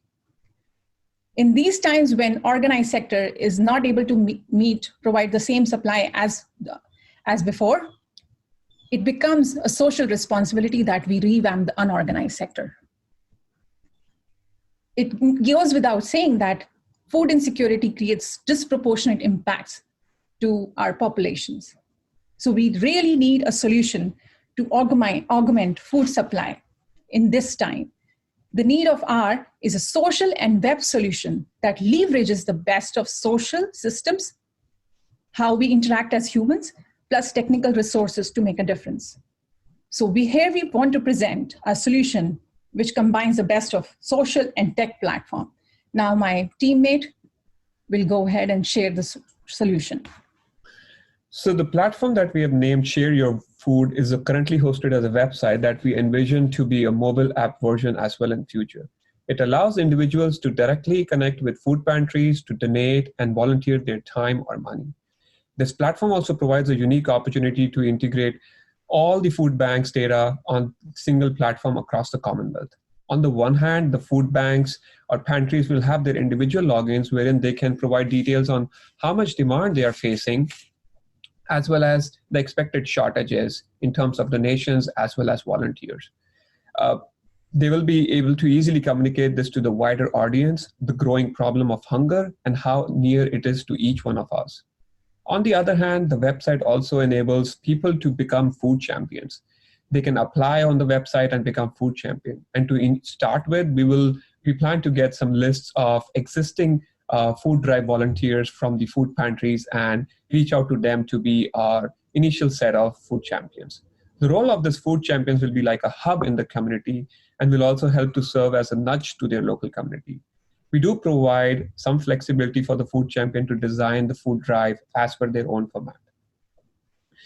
The platform will be integrated with websites such as Nextdoor and Marketplace to leverage existing tools in our communities. The food champions can communicate about a food drive via these apps based on zip code broadcasting, and people can RSVP. People can also come on this website and based on their zip code, find any upcoming food drive in their neighborhood and sign up over here. Based on the interest and the donations, the message can be communicated to the food pantry about the upcoming drive. Elaborating on the last mile concept, which we envision in this, that the food pantry truck comes in the neighborhood once the drive is completed to pick up the collection box. If we can have a robotic arm trash pickup truck every week, why can't we have a similar truck to pick food donations whenever the champion schedules it? This reduces the interaction each individual has when they visit a pantry and avoids that additional trip.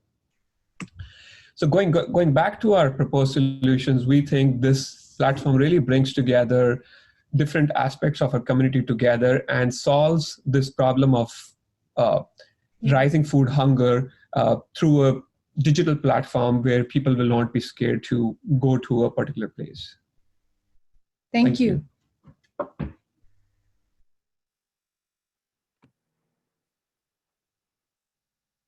Thank you, Team 20. I think if nothing else, I think this Datathon has displayed to me the power of networking and the power of working together. We have individuals that came in and said, hey, I just want to be part of the Datathon. I don't have a team. Please put me somewhere. We've had teams that have had others drop out that have gotten combined with other teams. It's been amazing to watch the power of this network.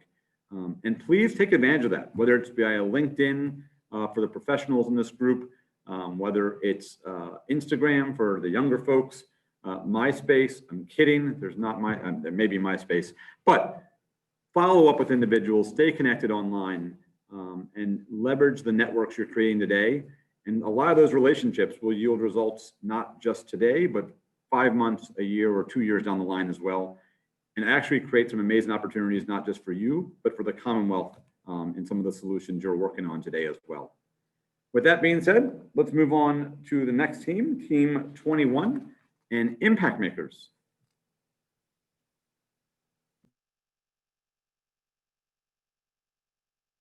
Good afternoon. We are Team 21 from Impact Makers. I am Mike Brennan. I'm Mary Brown. I'm David Moxley. Hi, I'm Randy Hips. And I'm Matt Arno. Impact Makers is no stranger to tackling critical problems in our communities. It's an essential part of our business model. For the last 15 years, we've been applying our experience with our wide range of clients to meaningfully improve the lives of thousands of Virginians through our community partners. So when we heard the topic of this year's Datathon was communities and COVID, we were in. During COVID-19, millions of Virginians faced the same key question. How do I keep myself safe and the people I care about most by making the best choices about where to go and when?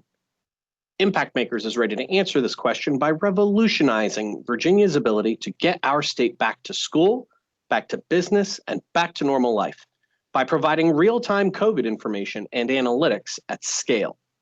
We'll enable thousands of users to quickly and easily see the potential risk for COVID both where they are and where they want to go through apps they already know and trust. And we'll lay a solid foundation for extensive data analytics that will make the most of the combined data environment we create to enable state, public, and private resources to be immediately responsive to future crises and opportunities as they arise. Welcome to Data VA. We'll get into the details, but first, we'd like to show you how it works. This is Tanya and her 3 kids. They live in Churchill, right down the street from Peter Paul Development Center, where her kids attend the after-school program. Tanya has been keeping the kids inside as much as possible during the pandemic, but she really needs a break. We're going to the park. Tanya wants to take the kids to Jefferson Park to play, but wants to know if it's safe enough. While they're out, she also needs to pick up food from one of the local organizations offering meals to the underprivileged. She opens up Data VA, where she opts in and enters her COVID risk profile data, then selects the Community tab to customize her map preferences.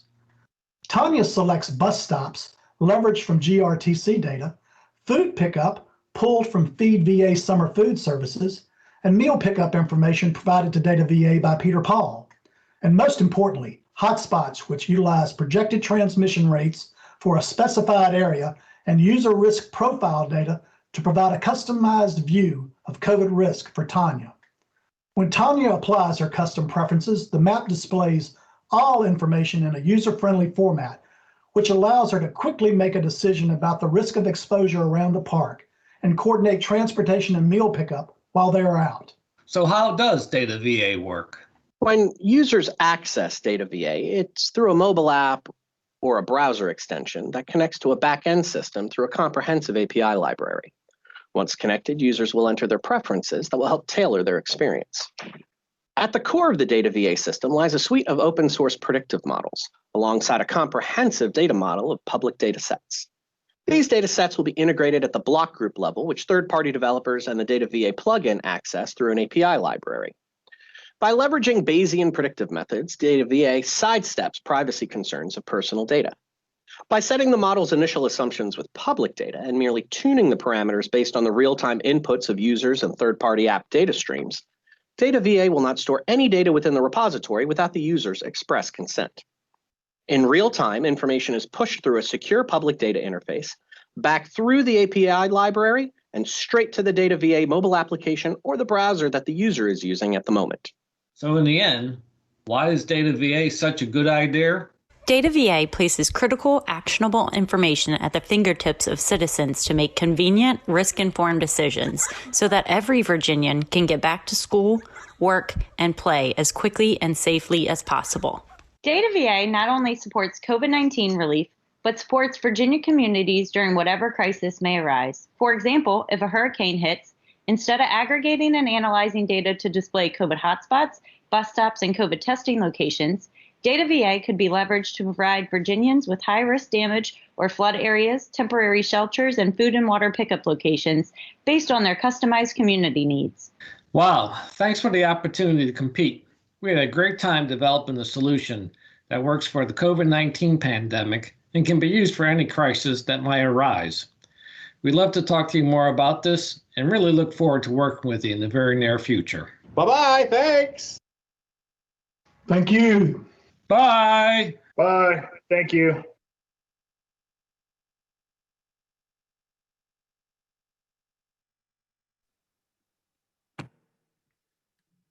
Thank you, Team Impact Makers. Well, again, as I mentioned earlier, we are here in the Library of Virginia, and a great way that you can get engaged in the library is through their Transcribe program. I'm going to put a link to everyone that wants more information about this, but it's a great way to give back to both the library and to the history of Virginia by helping transcribe some of Virginia's most treasured manuscripts, documents, and articles.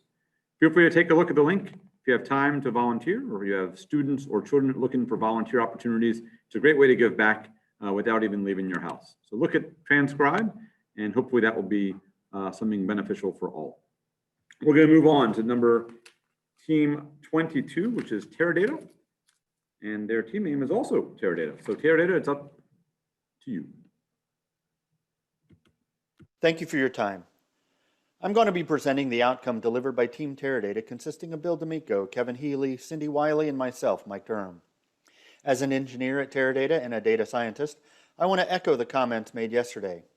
The value is not derived from tech tools. It comes from data. But I'd like to go beyond that statement.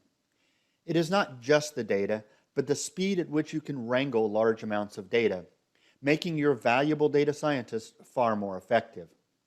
At Teradata, we believe there is a spectrum of data. Imagine a circle which represents your universe of data, from the outside edge of completely raw data to the innermost point of perfectly curated and trusted data. As you move into the middle, the data becomes more frequently used and thus needs more curation, more governance, more oversight from IT processes. So the big question is, how do you know if your data is in the right spot of your circle? The answer is quite simple. Your data is in the right spot of the spectrum if the cost to get it there is justified by the value of having it there. If there are just a few data scientists playing around with some sensor data, then there is no need to require a lot of IT oversight and management rigor. Store the data cheaply and let your data scientists run models against it to find insight. Once insight is discovered, then you may need to start joining that data with other data. And now data management has to occur to ensure like data elements are consistent. Our goal at Team Teradata was to integrate the disparate data sources to gain insight of all this COVID data and return to normal. Our dashboard uses open source data. As Team Teradata looked into the COVID pandemic, one can easily see that the virus does not respect state boundaries. People are the vectors and the vectors are mobile.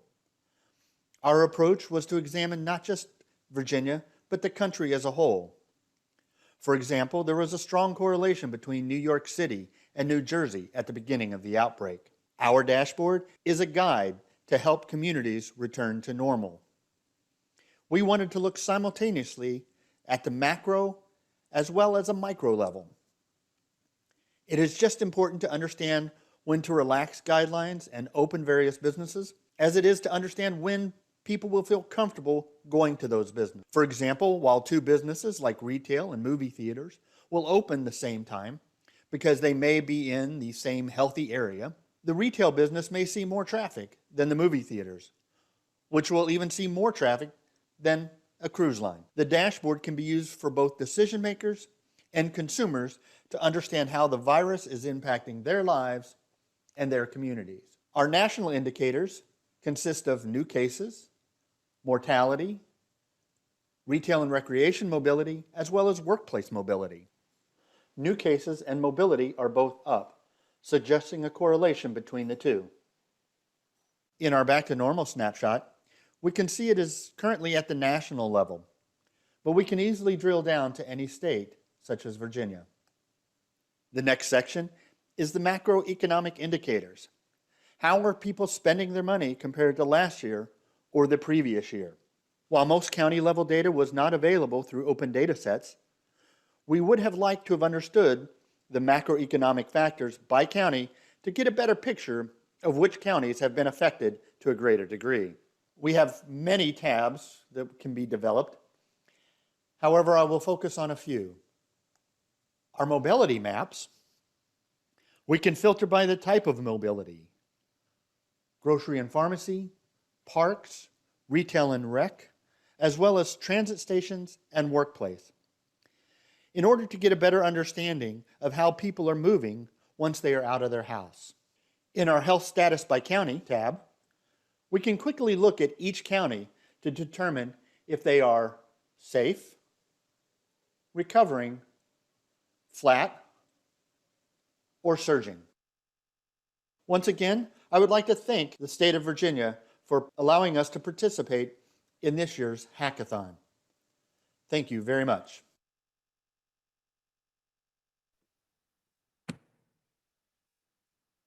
Thank you, Team Teradata.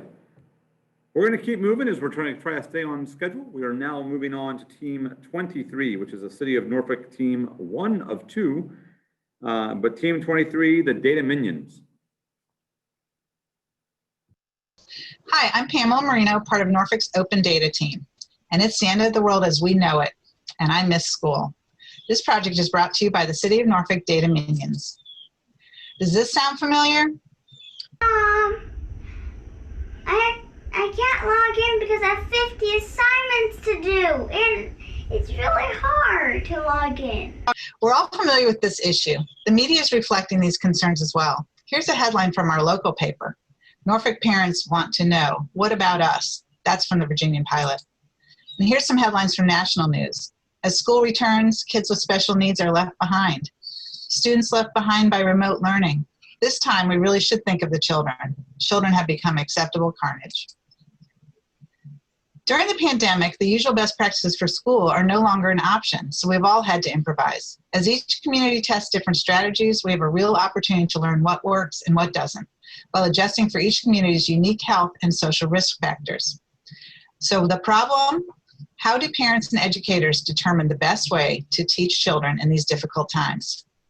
Our solution, we'll provide parents with the data they need to make an informed decision about where and how their child should be educated. Hi, I'm Natasha C. Miller, data scientist with the City of Norfolk Civic Lab.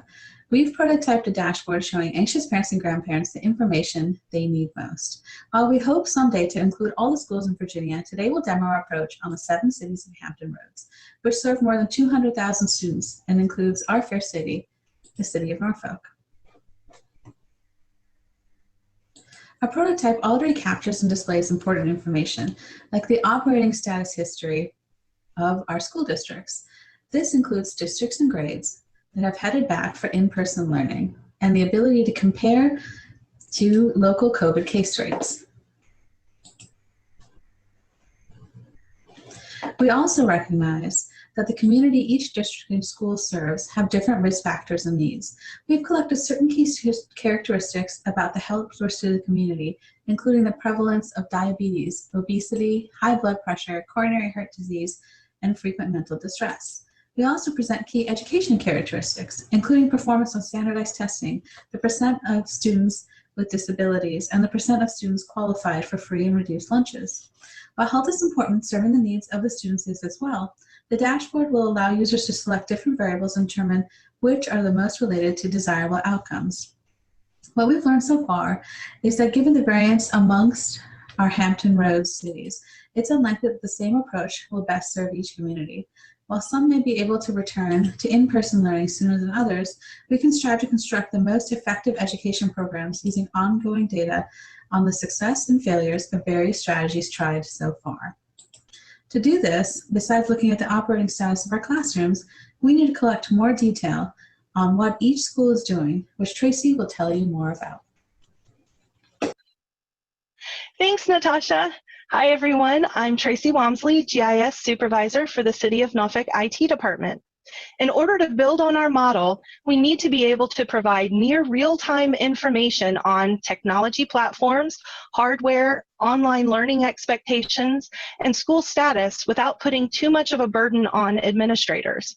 By creating straightforward, basic surveys on a common platform, each school can respond digitally, providing authoritative data in a quick and consistent format.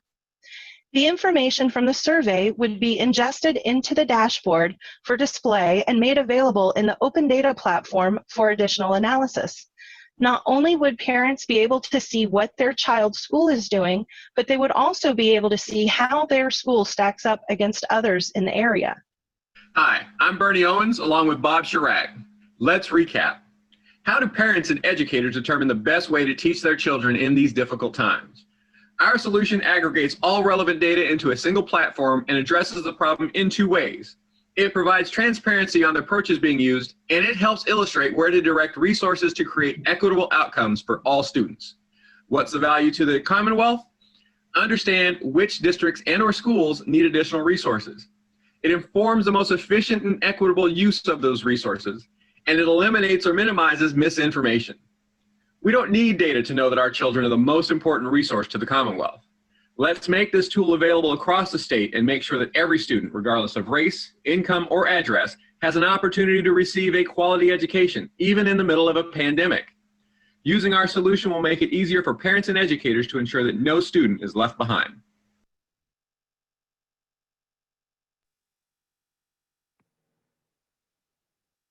Thank you, Team 23 from the city of Norfolk.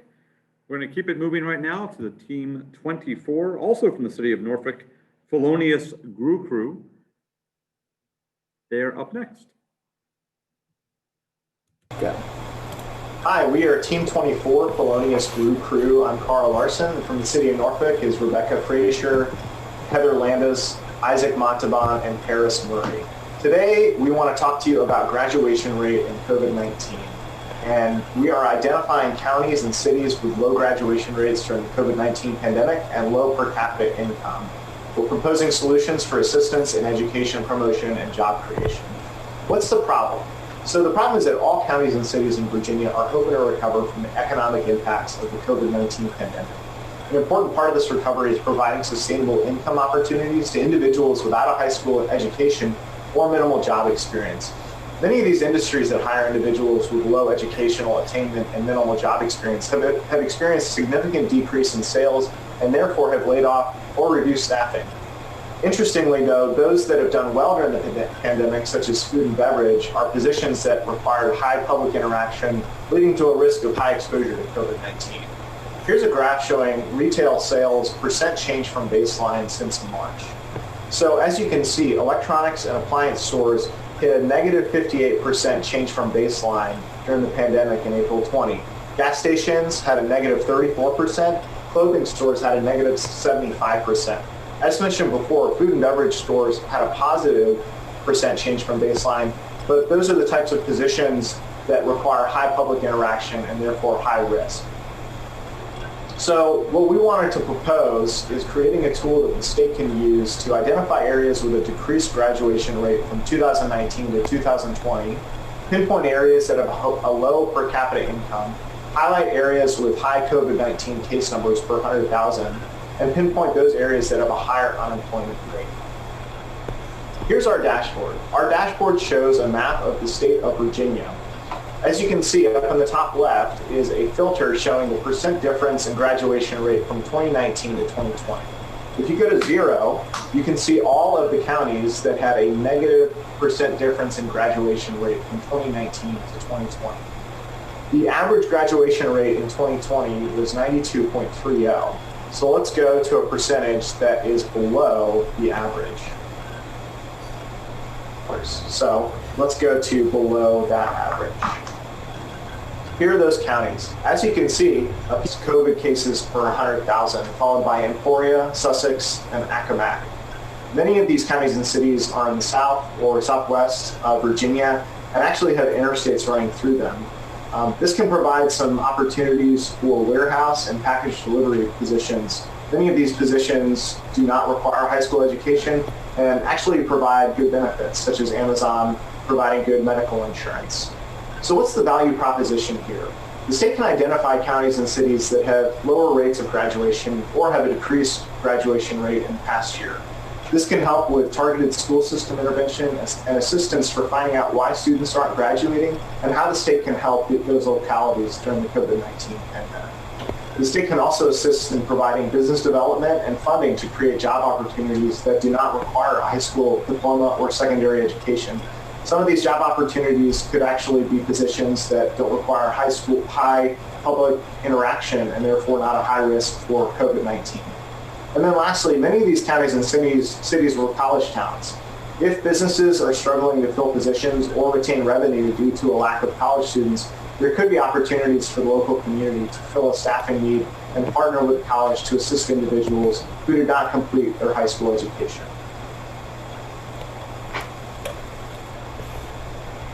But you've probably been hearing tough news all day, and COVID has hit everybody pretty hard.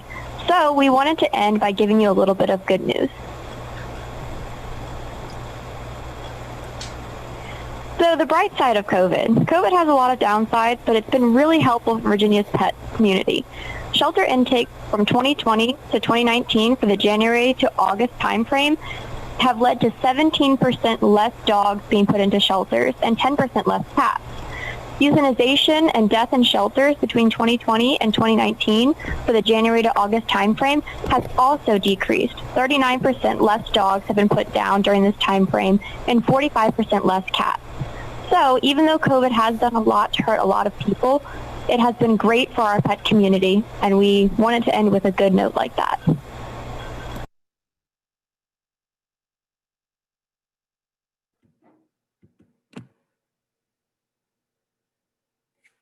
Thank you, Team 24, and thank you for the bright side of kittens and puppies. So thank you very much for ending on the high note. We're going to move on to Team 25. That is ThoughtSpot, no question unanswered. We are getting down to the wire here, and we're a few minutes past on our agenda, but we are good to go. So Team 25, ThoughtSpot. Hi, everyone. We are Team 25, no questions unanswered. Our team's from ThoughtSpot and includes Graham McConnell, Helen Ching, Ryan Garrett, Phil Bayless, and Callie Wright. We're going to show you how leveraging search and automated insights can support the Commonwealth of Virginia's mission to reduce new COVID-19 cases and opioid addiction.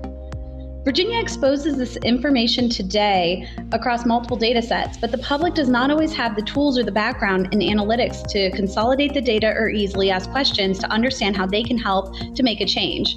Our solution empowers the community and state employees with self-service access to information so they can make faster, data-driven decisions when the next epidemic, pandemic, or major event occurs. Everyone from the Governor of Virginia to frontline caseworkers can use this solution to easily ask questions and immediately see trends by overlaying COVID, mobility, census, and opioid data from multiple data sources. Let's start by asking, how many cases of COVID per 1,000 people are there on a weekly basis? While this shows a fluctuating trend, we really need to bring in more data to visualize the effect of the lockdown. Here we're looking at mobility data that tracks the distance cell phones are moving from their central location, typically the owner's home. The greater the distance the phones are moving, the greater the index. We immediately see the effects of the lockdown based on how much we've moved around and where people are at risk. I want to save this for my analysis later, so I'll quickly start building a dashboard with my insights. There's a lag between when the lockdown occurred and when the case count decreases. These charts here suggest that the lockdowns could have a positive effect at reducing the number of new COVID cases. If we scroll below, there are trends and anomalies auto-generated to help answer relevant questions we have not considered asking. Here we can see activity at a pharmacy may be unusually high, or a positive correlation between mobility and COVID cases. It's automatically blending with my opioid data. No one can predict where people will want to drill. We can support drilling anywhere. Let's drill down to this peak to further investigate. Here's a breakdown of COVID cases for this day by county. Darker colors indicate a greater concentration of cases. Let's quickly isolate the top few counties. By doing that, we immediately see which counties we want to focus on as potential hotspots based on a case count by population. We'll go ahead and save this to our dashboard for further analysis. Let's go ahead and dig deeper into the data and look at demographic details. We can quickly narrow our focus to ethnicity or even poverty level to see if there's a greater risk of contracting COVID or abusing opioids. We want to focus our attention on high minority populations. We can even break this down by specific minorities if we want to. And we can quickly identify which counties we need to prepare with tests, PPE equipment, and testing facilities. As the pandemic has collided with the substance abuse epidemic, drug overdoses have climbed 18% according to a national tracking system at the University of Baltimore. With data from DEA focused on opioid use and distribution within Virginia, we can help you understand down to the zip code level and within a 1, 5, 10 mile radius where treatment facilities should be established, where you need to better educate residents who have a higher risk of addiction. Let's start by analyzing the pills per person by county for the last 3 months. Let's go ahead and narrow it down to the top 20. Visually, it's obvious there's a lot of activity in the western part of the Commonwealth, but we also see an issue emerging on the eastern side as well. Let's go ahead and drill down to Lancaster County, Virginia to see the trend of opioid purchases. And we can break this down further to a weekly level. We might want to even further enhance our analysis with our forecasting scripts.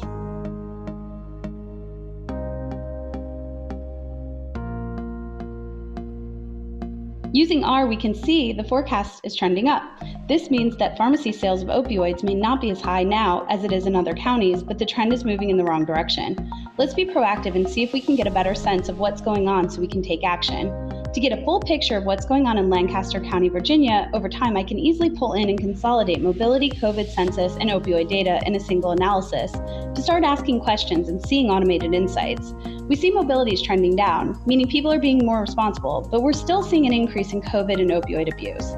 With PII data, we can get even more granular to make immediate decisions around how we support and handle the growing number of COVID cases, as well as how we support education and treatment options available to curtail opioid addiction. That concludes our team showcase on our innovative search and AI analytics platform to support the mission of public health at the Commonwealth of Virginia.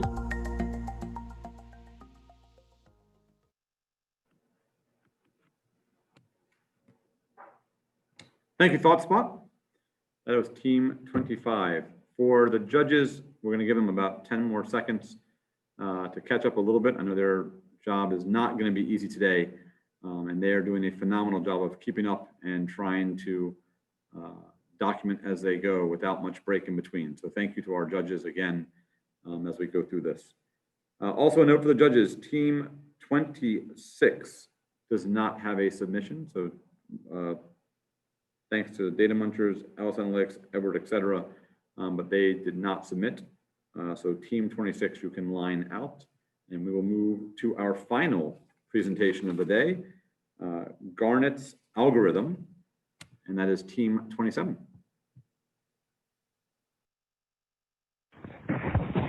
Hi, we are Garnett's algorithm, and we'll be talking about COVID-19 and its effects on the Black and Latinx communities in the DMV area.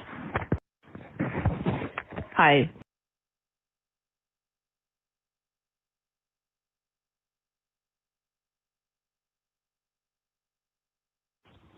Essential personnel seem to be greatly impacted by our current health crisis as they are more exposed to the virus than anyone. According to research, nearly 20% of all workers in Virginia are in the essential industries, and more than a third of the workers are Black. And also, the 43% of the Latinx workers in these industries do some kind of work in cleaning services. As these groups seem to be the most vulnerable in our communities, the question must be asked, how have these demographics been impacted by COVID-19? Essential personnel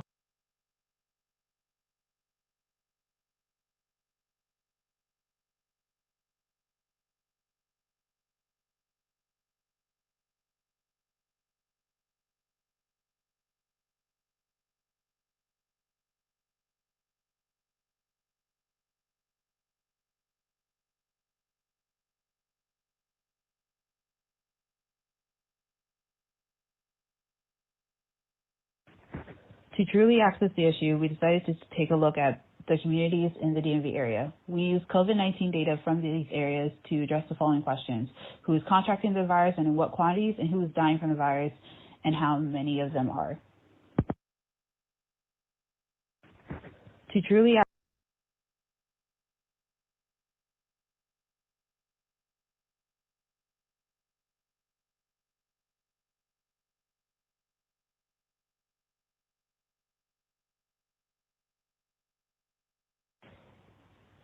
A comparison bar graph was made between four groups, comparing the number of cases and deaths in DC, Maryland, and Virginia. Percentages were then calculated using Excel to compare those numbers proportionate to the population of each area.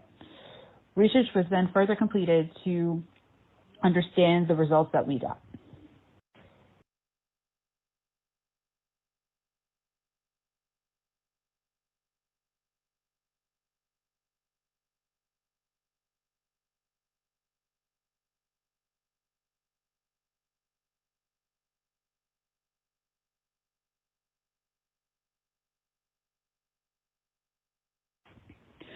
When we look at total cases, at first glance, it seems that the white demographic is more impacted by COVID, but that is not the case. In Virginia, for example, white people make up 68% of the population, Black people make up 19%, and Latinx makes up 9%. Despite of this, white people only make up 22% of all COVID cases, while Black people and Latinx make up 18 and 28% respectively. Proportionally, people of color are contracting the virus more than their white counterparts. We can directly correlate this to the percentage in deaths as well.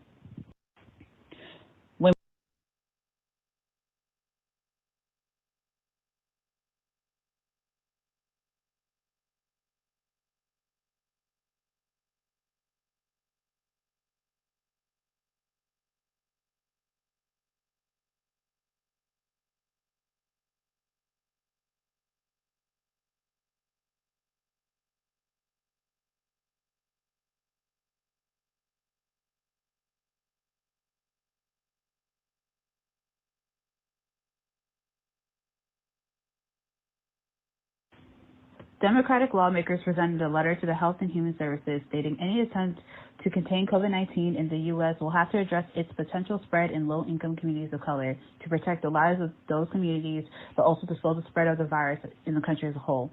We need to ensure the safety of the communities that bring us our frontline workers, or grocery store clerks, or blue-collar folks, so this society and its economy can run as normally as possible. Furthermore, the Commonwealth must assess how accessible COVID-19 testing is to everyone.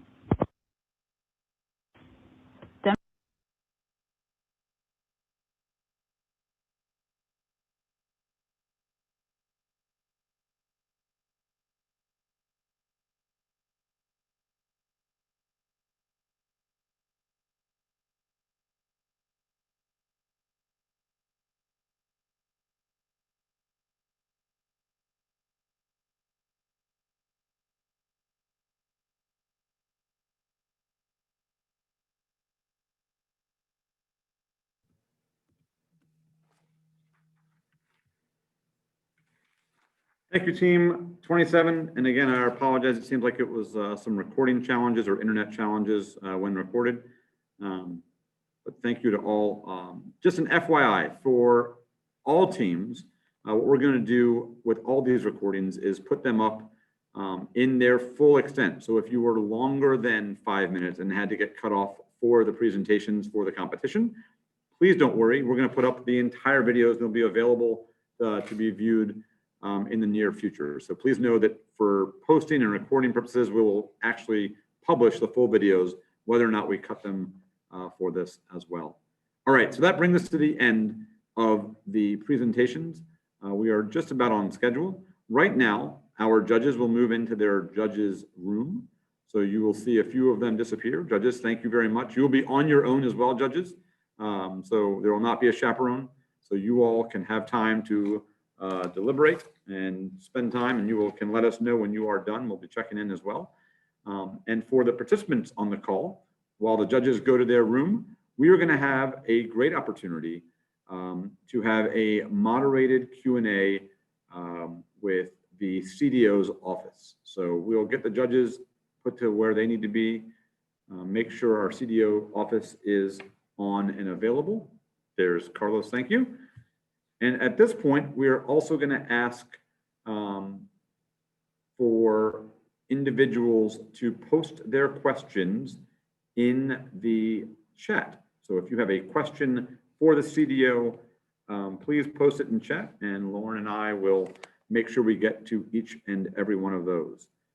Mike, also make sure that Carlos can, Carlos, you are a presenter, I believe, so you can unmute. Yeah, you're all set there. I can unmute, thank you. And while we wait for some questions, we've already had some questions submitted, so I will go ahead with those.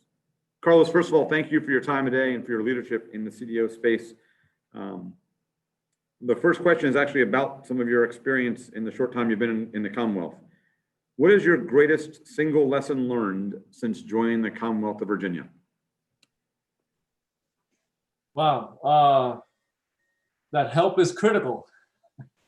You can't do this all on your own, obviously. I've known that for a while, but yeah, I mean, having the right help and collaborating and getting the right people involved is absolutely critical to the success of the program. So collaboration is key. Great, thank you, Carlos. Do you have any advice for data professionals that are either new in the field or experienced in the field as well? So don't focus on the technology. I think Vida mentioned that yesterday. And we talk about people process technology, right? And you know, technology, as far as I'm concerned, it's the smallest little piece, right? And then you have process, and then you have people, right? And people are is the biggest cog in the entire program, right? In the entire machine. And so, you know, obviously, you know, build up your data talent, build up your technologies, you know, kind of get a really good feel for, you know, how the technology can help you do your job. But really, it's understanding the business processes, like what is going to drive value for the organization that you're working in, so you can get a better understanding of how all these different processes work together to create the value for the organization. But then, how do the people work those processes, right? And so you have to transcend technology. You know, go beyond the technology bubble, get a feel for how your business operates, and understanding how different businesses operate. Because, you know, the reality is that you may be in one industry today, but a year from now, you may be in a completely different industry trying to apply some of the same tools and techniques that you applied in the previous one, but in a different context. So having that ability to truly understand what drives value for the organization, and then how to collaborate. Well, you know, the 3 C's, right? Communicate, coordinate, collaborate, right? And so being able, or coordinate and cooperate, actually, because cooperation is more important than coordination, but it's being able to do those 3 with people that you work with. And Carlos, you have a phenomenal team of collaborators that you work with, and we're very fortunate to work with a lot of those here at the Datathon, so thank you as well on that. And also, Lauren has dropped into the chat some great ways to stay connected with Carlos and his office through their LinkedIn, website, newsletter, etc. It's a great source of information if you want to be on the cutting edge of everything data in Virginia. It is a great sources in general for you all to be more informed in the data space as it relates to Carlos's efforts and the Commonwealth's efforts in data. Carlos, what are you the most proud of, or what's the one thing you're the most proud of that you've accomplished over your time here? The relationships we've built. Partnerships like with the Library of Virginia, partnerships with all the different agencies, just really all of the relationships that have been created as a result of us getting this program off the ground has been the most influential and inspiring thing for me, is working with all the fine people that we've been working with.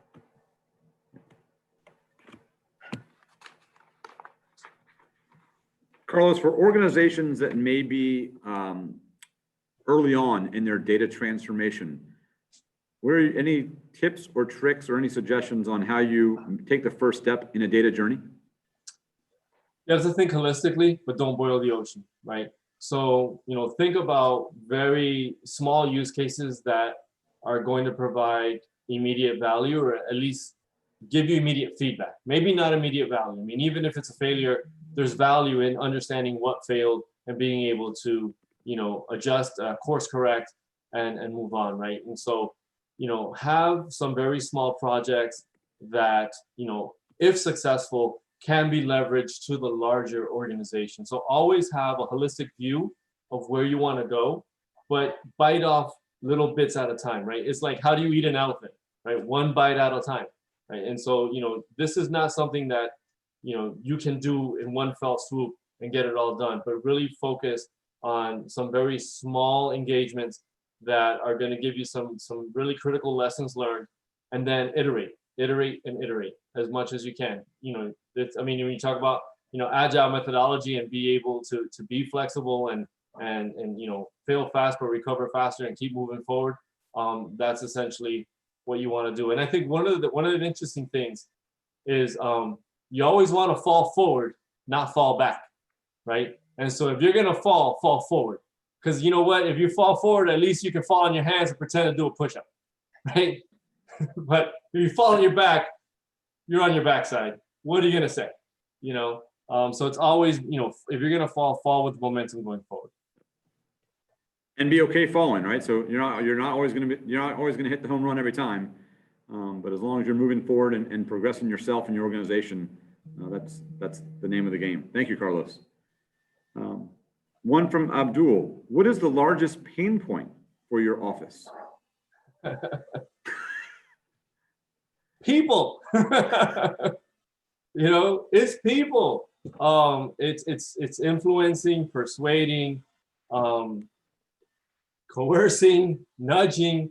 It's getting people to participate and engage. And we, we've built some great relationships, no doubt, but there is still that friction of trying to get people to, really understand and be more open with the data sets that they have and participate. Because at the end of the day, I mean, I talk about this all the time with the data value chain and being able to regress from just having data stored in the system to information, knowledge, and ultimately intelligence, right?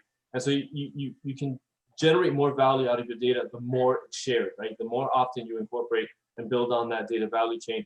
And so, to see all of this potential across the Commonwealth with all of the thousands of data systems that we have, and still on occasion run into some stumbling blocks with, individuals that are just afraid to share their data, which is very real. Like the fear is very real. It's been decades, I think, in many instances where that culture of sharing aversion, right, has been instilled for a long period of time.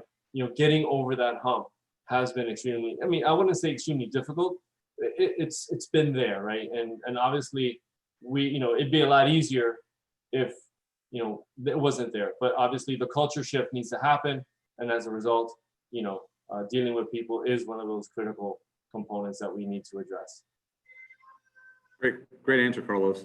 I think that also is actually a good segue to the next question around perception versus reality, right? So there's a perception that they can't share data versus a reality that they actually can, and falling behind. How do you help people get beyond, if I look at the data trust agreements and things like that, you've been able to crack the nut and get people beyond a perception of I can't into the reality of I can. So can you talk more about the challenge of getting people beyond a perception versus reality challenge? Well, the first thing you have to understand is that perception to them is reality, right? And so you have to be very careful about, how do you approach someone who for a long time has thought that their interpretation of the law is the only interpretation of the law, right? And so, systematically, we've been working on all of those obstacles to yes, right? So for the past 2 years, that has been my primary mission, is to create an environment where all of those traditional reasons why people say no to data sharing have been kind of systematically removed. So obviously, creating a secure environment, making sure we have a legal framework, making sure we have governance, right? And implementing a governance framework.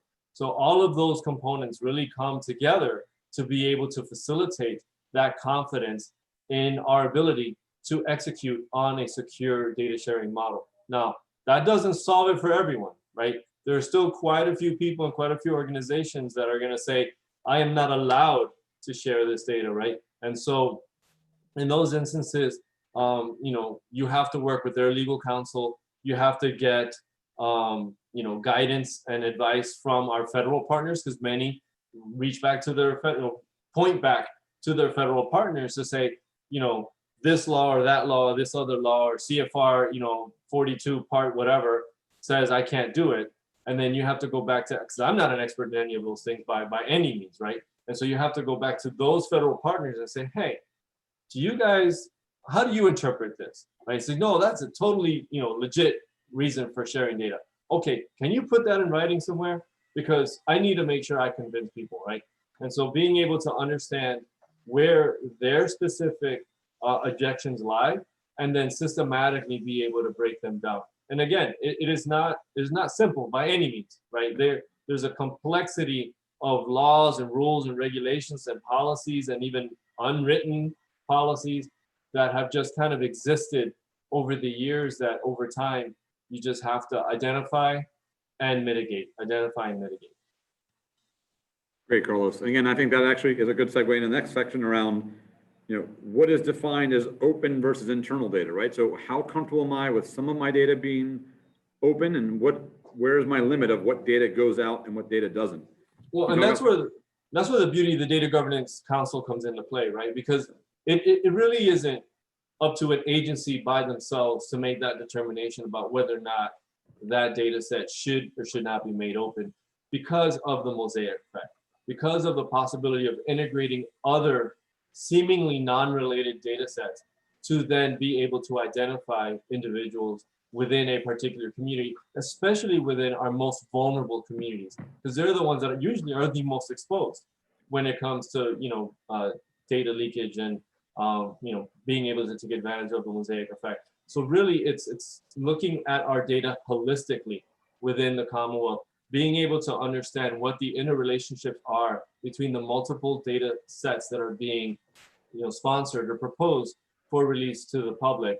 And again, we want to be as transparent as possible. We want to make sure that we are informing the public as much as we possibly can.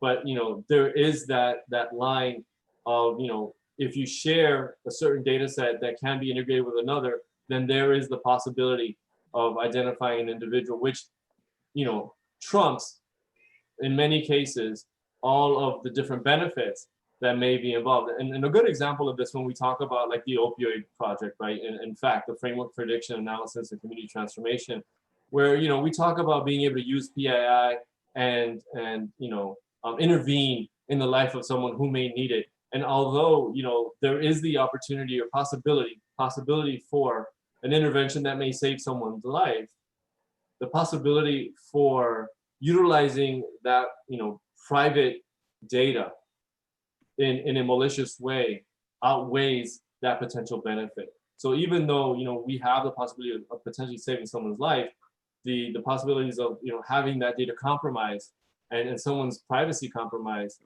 is something that we take very, very seriously, and we have to be able to mitigate against that. Thank you, Carlos. We're gonna lighten it up a little bit. Carlos, as the first CDO in Virginia, what are the things you do outside when you're outside of work? So when you're not a CDO of Virginia, in the 1 hour a day that you may have left of the 23 hours you spent being CDO, what kind of things do you enjoy doing outside of work?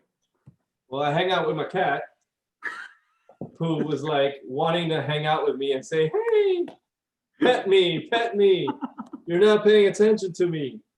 So, but I also hang out with my children, and I have a 10-year-old who's like right there, and I have an 18-year-old who just recently graduated from online high school and is pursuing an online degree while she's working an online job. So it's like, we're all freaking home, man. But other than that, I love the water. I love paddleboarding, kayaking, all kinds, scuba diving, all kinds of stuff, trail running, mountain biking. Just love being outdoors in general. So, those are the things that I enjoy. My wife and I do yoga, we meditate.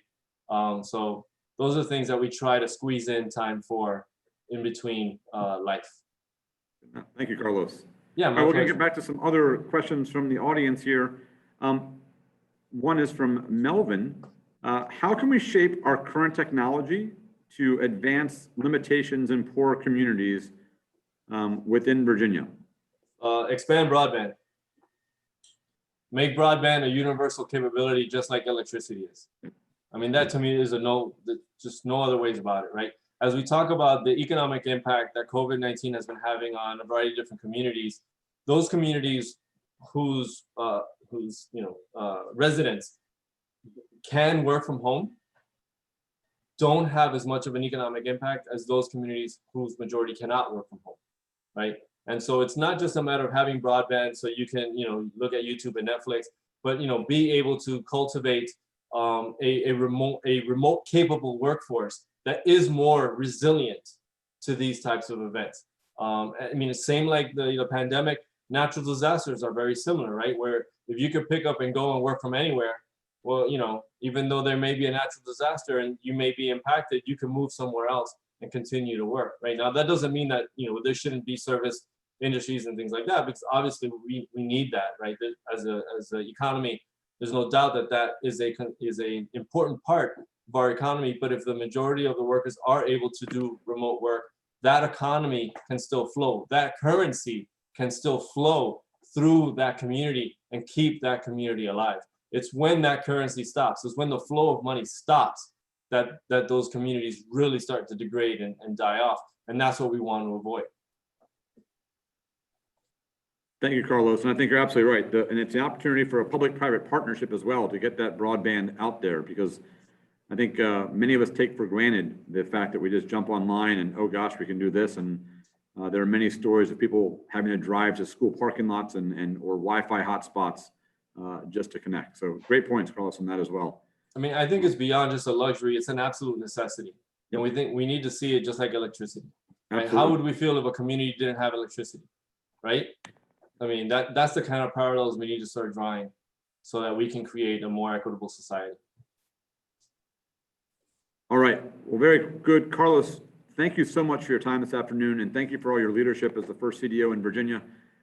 It's just been great to have you on board, have you engaged in this datathon, have your leadership in this datathon and beyond. One final thing, for those who want to get involved, what are the best ways to get involved in either things you're doing, the open portal?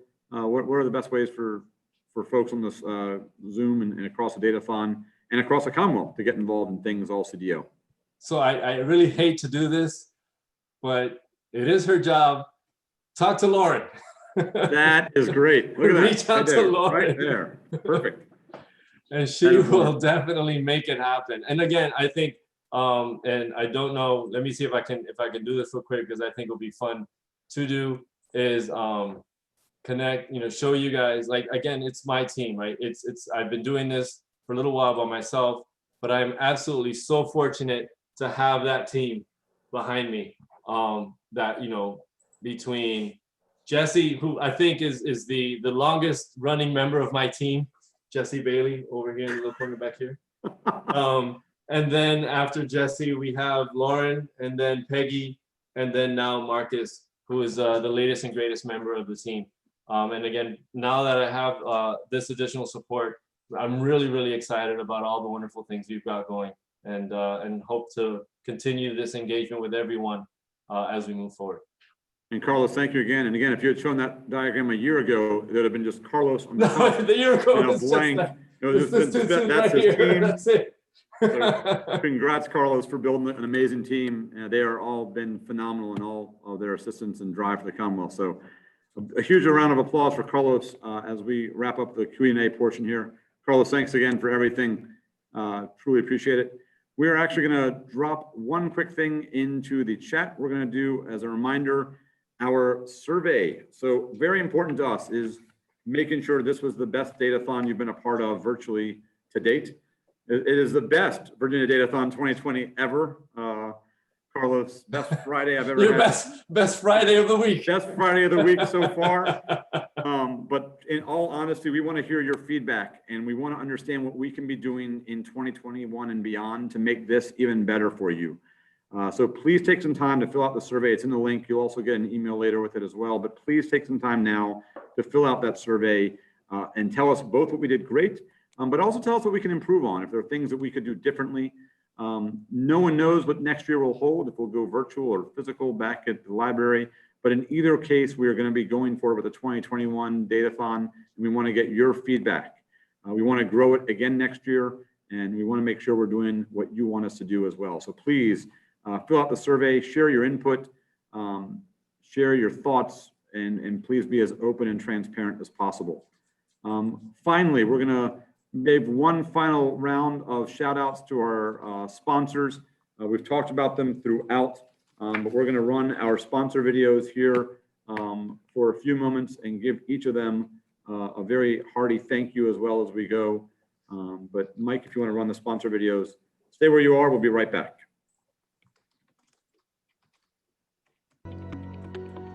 At Clarion, we deliver data-driven solutions that help solve some of Virginia's toughest challenges. From aiding in COVID-19 recovery to helping the state enable workforce solutions. Our mission is simple: make an impact every day.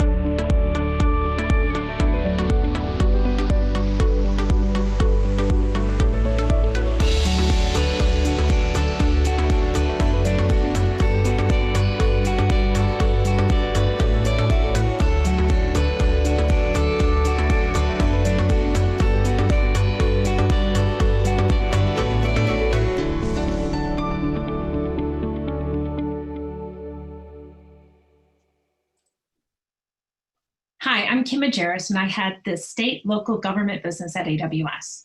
Here at AWS, we have been building and refining our services since 2006 and have been continually expanding them to support virtually any cloud workload. In today's new normal, AWS powers experiences that you're probably familiar with, including Zoom, Peloton, Netflix, Disney, Blackboard, DoorDash, and thousands of public sector customers.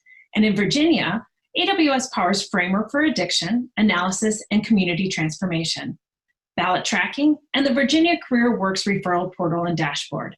And we're collaborating on several other innovations in the state. Today, we are proud to support the virtual Virginia Datathon and look forward to the exciting, innovative ideas and solutions that each of the participants will create today.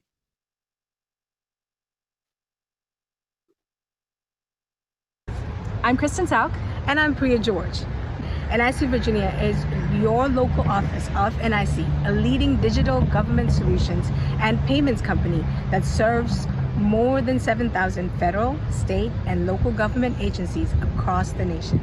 Since 1997, NIC Virginia has established a reputation as a leading-edge technology consultant, an innovative application developer, an enthusiastic collaborator, and an advantageous partner. We are a Vida-approved vendor for e-government services in the Commonwealth, and in just the last year, collaborations with our state and local partners received 14 awards and many more nominations.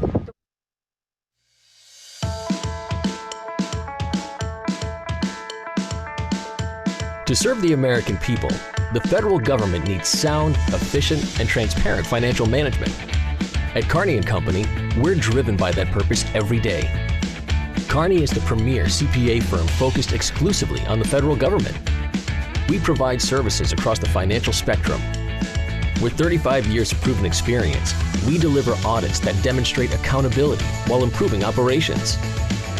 Working as trusted partners with our federal customers, we help deliver critical operational support and innovative solutions for improving efficiency. We design, deploy, and implement the most advanced tools and technologies, from artificial intelligence and robotics to data analytics and cybersecurity. Every day, the federal government depends on Carney. We have served every cabinet-level department, all 4 branches of the military, and more than 30 independent agencies. Carney's strong culture guides how we treat both our customers and our employees. We earn our customers' trust by hiring only the most talented professionals, encouraging their professional and personal development, charging competitive fees, honoring deadlines and budgets, and using our clients' knowledge in the development of our work programs. Consistently ranked as a best place to work, Carney fosters a people-first culture. Since 1985, Carney has shown that it's possible to deliver exceptional results for clients every time, and also be an exceptional place to work for employees every day. To learn more about Carney, visit us at www.carneyco.com.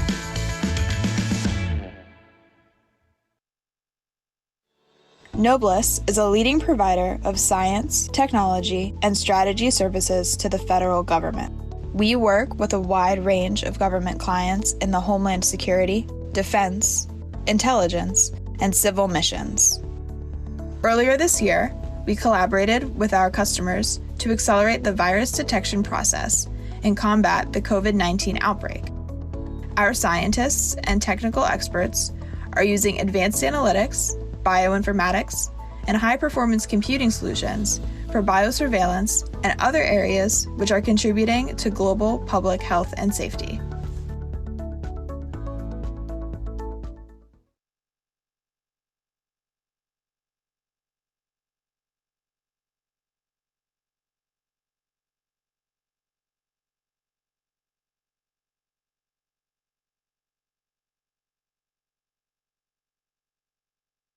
Help stop COVID-19. Add your phone to the fight and join your fellow Virginians using the first free exposure notifications app in the nation that uses the Apple and Google Bluetooth framework. COVIDWise protects your privacy. It alerts you about likely COVID exposures and allows you to alert others. All done anonymously. No location data, no personal data. Protect yourself and your fellow Virginians by downloading COVIDWise today. Learn more at covidwise.org.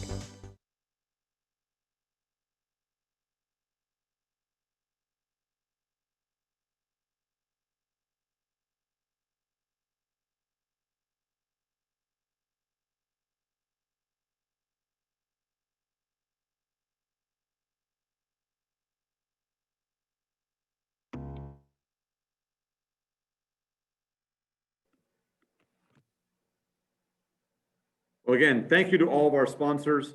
I'm going to put a quick poll question up about what is one thing that you have learned or gained from your Datathon experience. So think about that, about one thing that you have learned or gained based on your experience here at the Datathon. Please share that in the chat. I also want to share that everyone will be getting a certificate. Oh, look at that. Oh, that's not going to work very well. There it is, a certificate in the mail. So please know that Jesse will be reaching out to you. If we do not have your mailing address, please respond to Jesse, and she will be getting those certificates out to each of us. A huge thank you to the library, to Carlos for putting these together. They've done a phenomenal job every year with these, and this year is no different. Also, I want to do a few final thank yous. Again, a big thank you to Lauren Gonzalez, Communications Outreach and Engagement Manager for the CDO.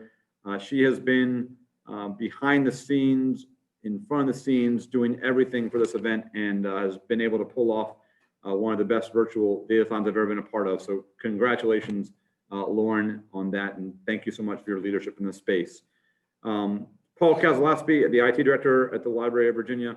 We have been working together for years in the Datathons, and almost feels like family. He has been a phenomenal attribute to the library and to the Commonwealth, and has gone just above and beyond in leading the charge here and working in the trenches as well, rolling up his sleeves and getting everything done. So Paul, true thanks as well.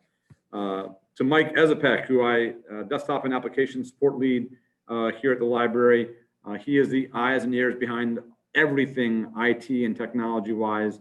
Again, during the physical Datathons, running wire to making sure that everyone gets to their rooms, redirects their rooms, working through technology issues, getting all the videos in, following up with videos that may have been incorrect, and just being the behind the scenes. Mike, we could not have done this without you, so a huge thank you to Mike as well. Jesse Bailey, student at VCU and the CDO's communication analyst, as you saw on Carlos's chart. She has been just phenomenal in doing all things and anything, whether the chat support, whether it be through support in any and everything we've asked. Jesse, just a huge thank you. Yesterday was Jesse's birthday, so a happy belated birthday as well. I know we celebrated here, but Jesse, hope you had a wonderful birthday as well.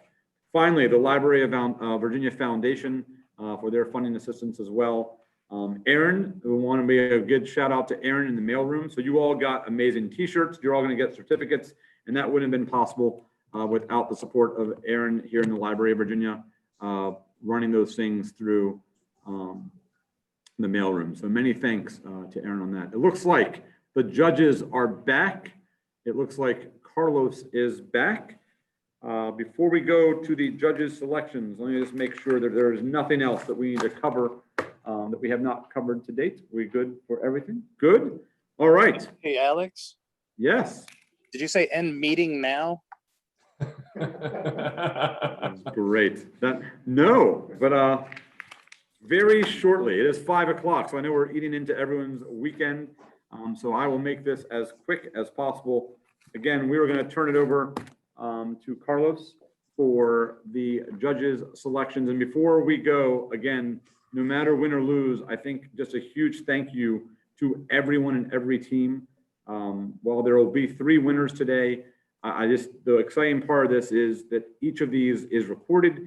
Each of these is available. And while you may not win first, second, or third place, I definitely think there's a value to the Commonwealth in each and every one of these ideas. And I believe that someone somewhere, whether it be public or private, will look at some of these ideas and want to run with them and work with you all as well. So more to come on that. But at this point, thank you again for the chat, inspiration, and some of the things y'all are sharing as part of what you all learned and some of the things y'all took away. So take a look at that as well. But without further ado, also want to say one last thank you to our judges. We could not have done this without you, and we are very fortunate to have you as well. So thank you to our judges as well, who had a very tough decision. Without further ado, Carlos. Fantastic, Alex. I think we're all saturated with gratitude right now, so it's pretty awesome. But on that note, thank you, Alex, for being such an awesome MC. Applause to you. I think you've done an amazing job. It's definitely been entertaining and informative, and always fun to work with you. So again, thank you for your hard work. I really appreciate the effort you've put into making this such an awesome event as well. Carlos, now we're super saturated with gratitude. Now we got to move on. Right. No, thank you. No, I appreciate it, Carlos. I am in between the week, our work and the weekend, so I don't want to hold up more than we have. I do want to say that we do have an honorable mention.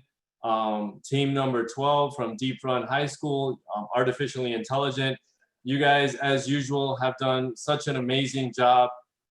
We always love your solutions and the presentations that you provide. So definitely you get an honorable mention from all of us for the fantastic work you guys contributed to the Datathon. All right, so team number, before I say team number, position number 3, third place, receiving $150 per person on the team, plus a few months of Amazon workspaces or AWS workspaces to continue developing your solution and create something that we can utilize within the Commonwealth, is team number 20 with the food insecurity application. Very excited to work with you guys in the next coming months to build out your solution and make it a reality, right? Make it something that we can actually utilize within the Commonwealth. All right, without further ado, in second place, getting $300 per person on the team and additional Amazon Workspaces credits to continue the work that they started, is our team number 3 from Vida with Trail Traffic. That was awesome. I would love to use that app myself. So definitely want to continue that work, and let's make it a reality, right? Let's make it happen. And lastly, in first place, from team number 9, the bus transit for the most vulnerable populations, the bus transit app. That was an amazing application. I definitely want to see that one come to fruition. And we will definitely be working with you in the next couple of months to make sure that you guys have access to the environment. If there's any additional data sets you need, we want to make them available to you and give you all the resources to make that app a reality. I definitely want to see this thing happen. So on that note, is there anything, Lauren, that I missed that you think I should mention? Good stuff. Okay. So I'm sure that you're going to reach out to all the team members, Lauren, and make sure that they get all the wonderful prizes. And we are. And we're also going to send their scores from the judges to them. I know they wanted to receive some feedback, so we'll get that to them as well. And thank you all so much. This was wonderful, and everyone did a great job. This is very inspiring. So again, from my team, Sandy, Kathleen, Mike, Paul from the Library of Virginia, thank you so much for all your support and all your work. I really appreciate collaborating with you guys, and look forward to next year. All right, you guys have a wonderful weekend. Enjoy your Friday. Thank you so much. Thank you.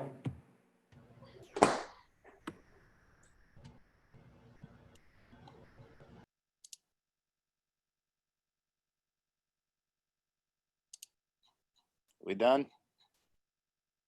Let me do this.